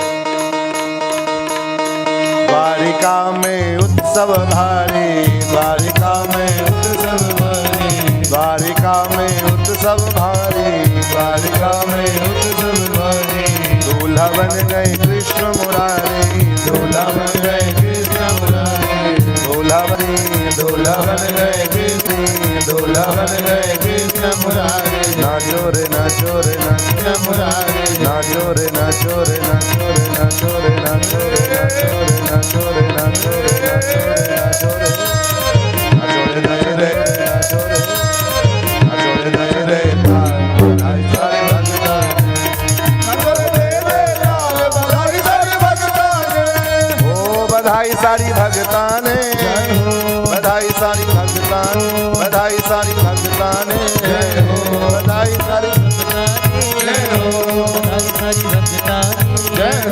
बधाई सारी भगतान, बधाई सारी भगतान। दूल्हा रे दूल्हा रे दूल्हा रे दूल्हा रे दूल्हा रे दूल्हा रे दूल्हा रे दूल्हा बने नंदलाल, बधाई सारी भगतान, दूल्हा बने नंदलाल, बधाई सारी भगतान।